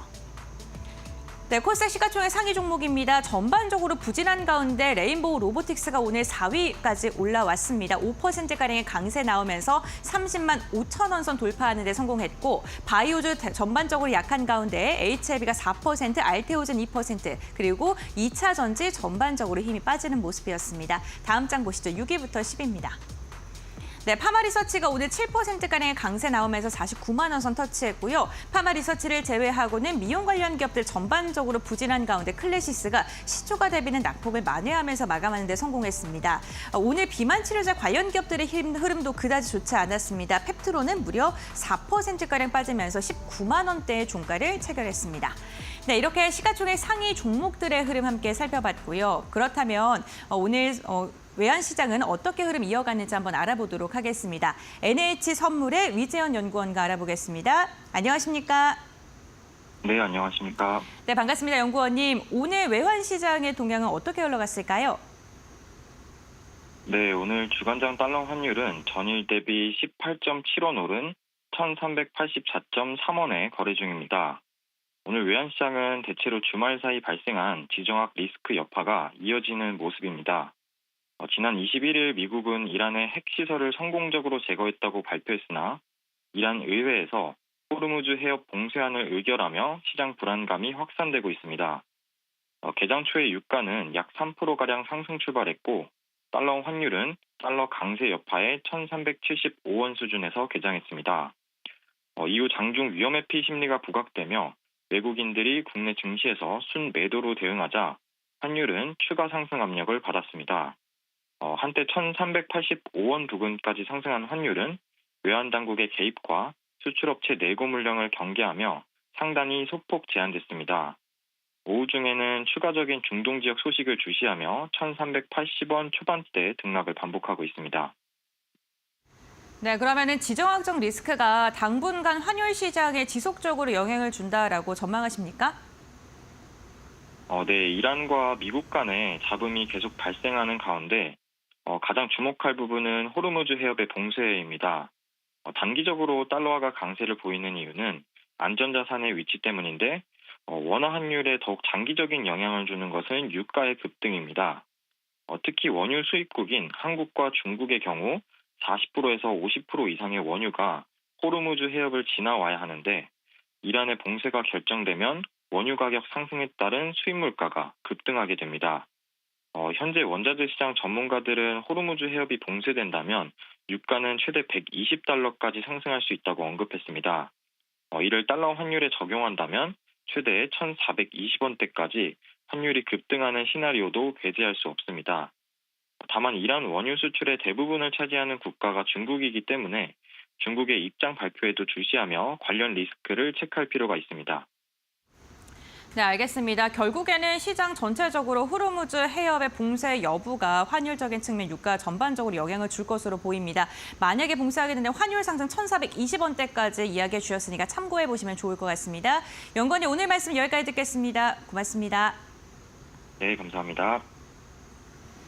네, 국내 증시 양대지수 결국 파란불로 마감한 월요일 장이었습니다. 양 시장에서 개인이 모두 순매수로 대응을 했지만 외국인과 기관의 매도 속에 양 지수는 하락 마감하게 됐는데요. 이제 내일 시장 전략 계속 세워보도록 하겠습니다. 김민수 대표께서는 어떤 시장의 포인트 잡고 가고 계실까요? 네, 파란색으로 마감했다고 하는데 기분은 상승 마감한 기분입니다. 왜냐하면 종목들이 가던 종목들이 계속 강하다 보니까 그쪽에 포지션을 갖고 있으신 분들은 오히려 오늘 조정이야? 이럴 정도로 시장의 분위기는 뜨거웠다고 보는데 그럼에도 불구하고 힘을 못 쓰는 쪽들은 반도체 쪽이 아닌가 생각됩니다. 특히 삼성전자 갖고 계시는 주식 투자를 하는 절반의 인구가 삼성전자를 갖고 있다고는 하는데 속상합니다. 그런 쪽에서 왜 반도체 쪽가 또 못 이렇게 가는지 네. 일단 SK하이닉스는 장중에 상승 반등하다 보니까 분위기는 그래도 나는 괜찮아 라는 쪽으로 나오는데 아무래도 이번에 나왔던 미국의 또 중국에 대한 제한 조치가 시장에서 미치는 여파가 좀 있다고 봐야 될 것 같고요. TSMC, 삼성전자, SK하이닉스의 중국의 반도체 공장에 미국산 장비 관련된 쪽의 반입 제한 조치를 추진하겠다라는 쪽에 대한 변화가 나오다 보니까 일단 시장에서는 좀 걱정이 되는 우려가 되는 모습들인데 솔직히 자세히 보게 되면은 미국산 장비입니다. 그런 쪽에서 물론 이제 미국산 장비가 선다 공정이나 아니면 또 캐파를 증성시킬 때 당연히 필요한 쪽이라고 봤었을 때 일단 어떤 캐파는 제약적일 것이다라고 본다고 하게 되면 그동안에 가고 있었던 중국 쪽에 있는 공장들은 오히려 캐파나 아니면 또 다음 레벨업이 어렵다라고 봤었을 때 일단 공급이 제한되는 모습들로 나오겠죠. 그럼 가격은 뛰어오릅니다. 그런 측면을 보게 되면 단기적인 관점 쪽으로 봤을 때는 오히려 실적에 대한 기대감이 높아질 수가 있기 때문에 이게 악재는 아닐 수가 있습니다. 하지만 시장 분위기는 계속 중국에 대한 압박이나 중국에 대한 제한 조치가 들어올 수밖에 없기 때문에 이제는 미국산 장비뿐만 아니라 들어가는 장비 모두 다 약간 좀 심리적인 관점 쪽에서 제한이 들어오는 거 아니냐라는 쪽에 대한 불안감들이 어떤 여러 가지 변화를 좀 이끌어냈다고 봐야 될 것 같고요. 그런 쪽에서 보게 되면은 일단 아직까지는 역시나 반도체 쪽들은 우려감이 좀 더 있다는 쪽으로 바라보고 있는데 실적의 변수와 관련된 쪽을 본다라고 하게 되면 이번 주 마이크론 테크놀로지 실적 발표와 관련된 쪽에서 실마리를 좀 볼 수가 있겠죠. 물론 업계 3위 쪽에 위치를 차지한다고 하더라도 지금 바라보고 있는 어떤 그 메모리 반도체들의 가격 상승세가 그래서 실적에는 좀 더 도움을 줬을 것이다. 그리고 또 HBM 관련된 쪽에서 또 어느 정도 이제 엔비디아 쪽으로 진입하다 보니까 성과가 났다라고 하게 되면 이 두 가지 사실을 보고 가장 민감하게 주가가 움직일 쪽들은 또 SK 하이닉스가 아닐까 쪽으로 바라보는데 아쉽지만 삼성전자는 아직까지 HBM 쪽에 대한 엔비디아 관문을 통과할 때까지 그리고 또 파운드리에서 성과를 좀 보여줘서 적자폭을 줄일 때까지는 아직까지는 지금 시장에 관심이 많이 떨어질 수밖에 없다라는 점을 염두를 하고 시장을 좀 보셔야 되지 않나 생각하고 있습니다. 네, 반도체 쪽에 우려감이 또 짙어진 가운데 마이크론의 실적이 발표될 예정입니다. 잘 체크해 보시기 바라겠고요. 삼성전자, SK하이닉스 계속해서 엇갈린 흐름 보일지도 주시해 보도록 하겠습니다. 최영지 전문가께서는 내일 시장 어떤 포인트 잡고 갈 예정이신가요? 네, 저는 매수 관점 유지라고 보고 있습니다. 지금 과정이 매물 소화 과정이라고 생각을 하고 있고 건전한 조정이라고 생각을 하고 있어서 이렇게 말씀을 드리는 건데요. 거기에다가 앞서 말씀드렸던 것처럼 지정학적인 리스크가 오히려 단기간에 해소될 가능성이 높다라고 말씀드린 부분들도 참고를 하시면 좋을 것 같고요. 거기에다가 6월 들어서 거래 대금이 많이 발생을 했습니다. 그만큼 하단 매물이 많이 쌓여 있다라고 볼 수가 있는데요. 강한 지지대 역할을 할 가능성이 높으니까 그만큼 조정이 나오더라도 그렇게 강하지는 않을 거다라고 보고 있습니다. 그래서 매수 관점 유지하면서 오히려 내릴 때 담아라라고 말씀을 드리고 싶고요. 이번 주의 경우 미국 현지 시간으로 24일에서 26일에 대미 관세 협상이 진행이 됩니다. 이재명 정부가 출범하고 나서 처음으로 진행이 되는 건데요. 이 협상이 아무래도 중요할 것으로 전망이 됩니다. 왜냐하면은 지금 7월 8일까지 얼마 남지 않은 상황이죠. 2주 정도밖에 안 남은 상황에서 협상이 조금 더 빠르게 이루어져야 되는 부분들이 많이 있는데요. 뭐 그동안에 언급이 됐던 LNG 사업과 관련된 부분들은 사실 사업성이 큰 만큼 이 부분을 조금은 나중에 결정이 될 걸로 보이고 조선업 협업에 대한 부분들이 좀 더 강조가 되지 않을까라고 생각을 하고 있습니다. 왜냐하면 미국 쪽에서 아직까지 조선업이 많이 성장을 하지 못했기 때문에 우리나라의 도움이 필요하기 때문인데요. 만약에 협업에 대한 부분들이 명확하게 나올 경우에는 우리나라 조선업 또한 같이 성장세가 이어질 걸로 전망이 되고 있는 상황입니다. 그런 관점에서 저는 내일장 같은 경우에는 조선과 방산, 원전 관련된 종목들을 다시 한번 주목해보면 어떨까라고 생각을 하고 있어요. 아직 지금 과열권에 접어들기는 했지만 조금 더 시세가 나올 수 있다라고 보고 있거든요. 단기적인 접근이 필요하다라고 말씀을 드리겠고 조선업 같은 경우에는 이제 협상에 대한 모멘텀이 있다고 한다면 원전은 이번 주에 원전 해체와 관련된 이슈가 있죠. 거기에다가 방산 관련된 종목들은 지정학 리스크뿐만 아니라 방위비와 관련된 것들이 논의될 것으로 전망이 되는 만큼 좀 단기간에 시세가 나올 수 있으니까요. 관련된 종목들 단기 접근으로 전략을 세워보셨으면 좋겠다라고 말씀드리도록 하겠습니다. 네, 오늘의 조정 좀 건강한 조정으로 볼 수 있겠다. 관세 협상 진행 상황 지켜보면서 조선, 방산, 원전 쪽에 단기적으로 접근해보는 전략을 또 제시해 주셨습니다. 자, 이번에는 내일 시장에 주목해볼 만한 종목으로 넘어가 볼까요? 대표님께서 어떤 종목 들고 오셨을까요? 네, 시장에서 여전히 금융주 쪽이 강합니다. 근데 원래 금융주 쪽에서도 모범생은 딱 한 명이 있는데 최근에 못 갔습니다. 이 종목이 변화가 되기를 기대하면서 메리츠 금융지주를 볼 자리가 아닌가 생각되고 있고요. 일단 주주가치 환원의 모범적인 모습들, 자사주 매입 알아서 해서 소각하고요. 배당도 알아서 늘리고 있습니다. 그런 쪽에서 상장했던 회사를 다시 흡수합병하면서 지주 쪽으로 다 들어보내고 메리츠화재, 메리츠증권 모두가 다 안쪽으로 들어오다 보니까 중복 상장이 아니라 오히려 상장된 회사까지도 다 거두들이는 그런 모습들이었었죠. 그러다 보니까 지금 ROE가 23.4% 업계 최고입니다. 그런 쪽에서 작년 역대 최대 실적 나왔고 올해도 그럴 가능성이 높습니다. 올해 순이익이 5% 이상 증가할 거로 보는데 금융사들이 금리가 떨어지면서 약간 예대마진에 대한 부담감이나 아니면 투자 운용에 대해서도 좀 고민을 하고 있는데 오히려 이쪽들은 실적이 더 좋아진다, 눈에 띈다고 봐야 되겠죠.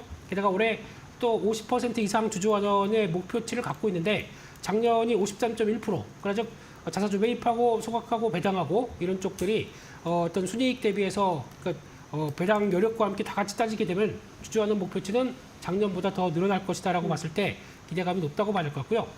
최근 들어서 주가가 횡보하다가 내가 이러고 있으면 안 되지 라는 쪽에서 이제 최근 들어서 거래가 강하게 유입되기 시작하면서 박스권 돌파를 기대를 하고 있는 상황들입니다. 그러면 추가 매수세가 유입되면서 또 레벨업이 되는 과정들이 나온다 그러면 적어도 한 13만 원대 정도까지는 충분히 이어지지 않을까라고 바라보고 있고요. 손절가는 10만 5천 원대로 말씀드리겠습니다. 네, 업계 최고 수준 ROE를 가지고 있다. 메리츠 금융주주 짚어주셨습니다. 밸류업 계획도 기대감 가져갈 만해 보이네요. 목표가 13만 원까지 바라보도록 하겠습니다. 채용주 전문가께서는 어떤 종목 바라보고 계십니까? 네, 저는 한미글로벌을 준비해 왔습니다. 원전 모멘텀도 있는 만큼 지금 상황에서 주목을 해봐야 된다라고 생각을 하고 있는데요. 한미글로벌은 건설 사업 관리 서비스 전문 업체입니다. 그런데 이번에 한전기술과 함께 원전과 관련된 협력 양해각서를 체결을 했는데요. 무엇보다도 이번 협력을 통해서 원전 해체와 관련된 사업 또한 논의가 될 걸로 전망이 됩니다. 그래서 이번 주에 일정이 있는 만큼 모멘텀으로 작용할 가능성이 높다라고 보고 있고요. 그리고 한미글로벌이 최근에 북극 프로젝트 컨설턴트로 선정됐다라는 소식이 있었는데 이 프로젝트는 사우디에서 진행 중인 초대형 사업이라고 볼 수가 있습니다. 100억 달러 규모라고 볼 수가 있는데요. 이런 컨설턴트 선정에 따라서 어느 정도 중동 입지를 다지는 기간이다라고 볼 수가 있고 거기에다가 실적 또한 개선이 될 걸로 전망이 되고 있는 상황인데 이번 1분기만 해도 매출액이 전년 대비 20% 증가를 했고요. 이번에 프로젝트 컨설턴트로 선정됨에 따라서 중동 쪽에서 수주가 더 확대가 된다면 실적 개선에 대한 기대감 여전히 유효하다라고 말씀드리도록 하겠습니다. 한미글로벌의 경우에는 지금 시점에서는 목표가는 23,800원 제시를 해드리도록 하겠고요. 손절가의 경우에는 16,500원으로 제시를 해드리도록 하겠습니다. 네, 한미글로벌로 살펴봤습니다. 목표가 23,800원, 손절가 16,500원으로 함께 대응해 보시면 좋겠습니다. 이렇게 내일의 종목 살펴봤고요. 내일장 시장 한마디 듣고 두 분 보내드려야겠네요. 대표님 어떤 말씀 주시겠어요? 네, 일단은 뭐 조정 나오면 그냥 한번 사보자 그렇게 봐야 될 것 같고요. 근데 지금 종목이 확산이 그렇게 강하게 안 되기 때문에 삼성전자가 여전히 쉬고 있다 그러면은 종목의 섹터의 확산세 이용해 가면서 조정 시 지금 보고 있는 종목들 강한 종목 중심으로는 계속 살 때가 맞겠다 이렇게 바라보고 있습니다. 조정 시에는 비중에 확대해 볼 수 있는 구간이다라고 말씀해 주셨습니다. 전문가님께서는요? 저도 동일한 의견인데요. 내릴 때 사자라고 말씀드리겠습니다. 이번 조정이 건전한 조정이라고 판단이 되는 만큼 오히려 내렸을 때 주워 담을 수 있는 기회다라고 말씀드리도록 하겠습니다. 두 분의 의견 이렇게 모아주었습니다. 이제 선택은 여러분의 몫입니다. 내일도 잘 대응해 보시기 바라겠고요. 두 분 여기서 인사드릴게요. 고맙습니다.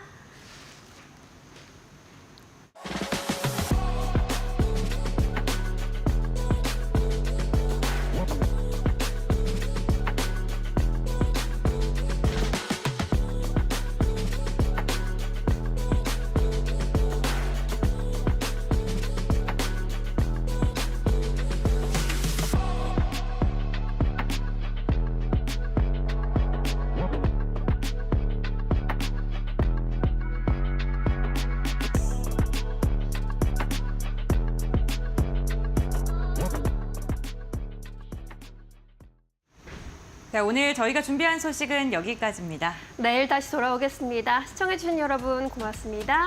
오늘도 내일도 파이널 샷.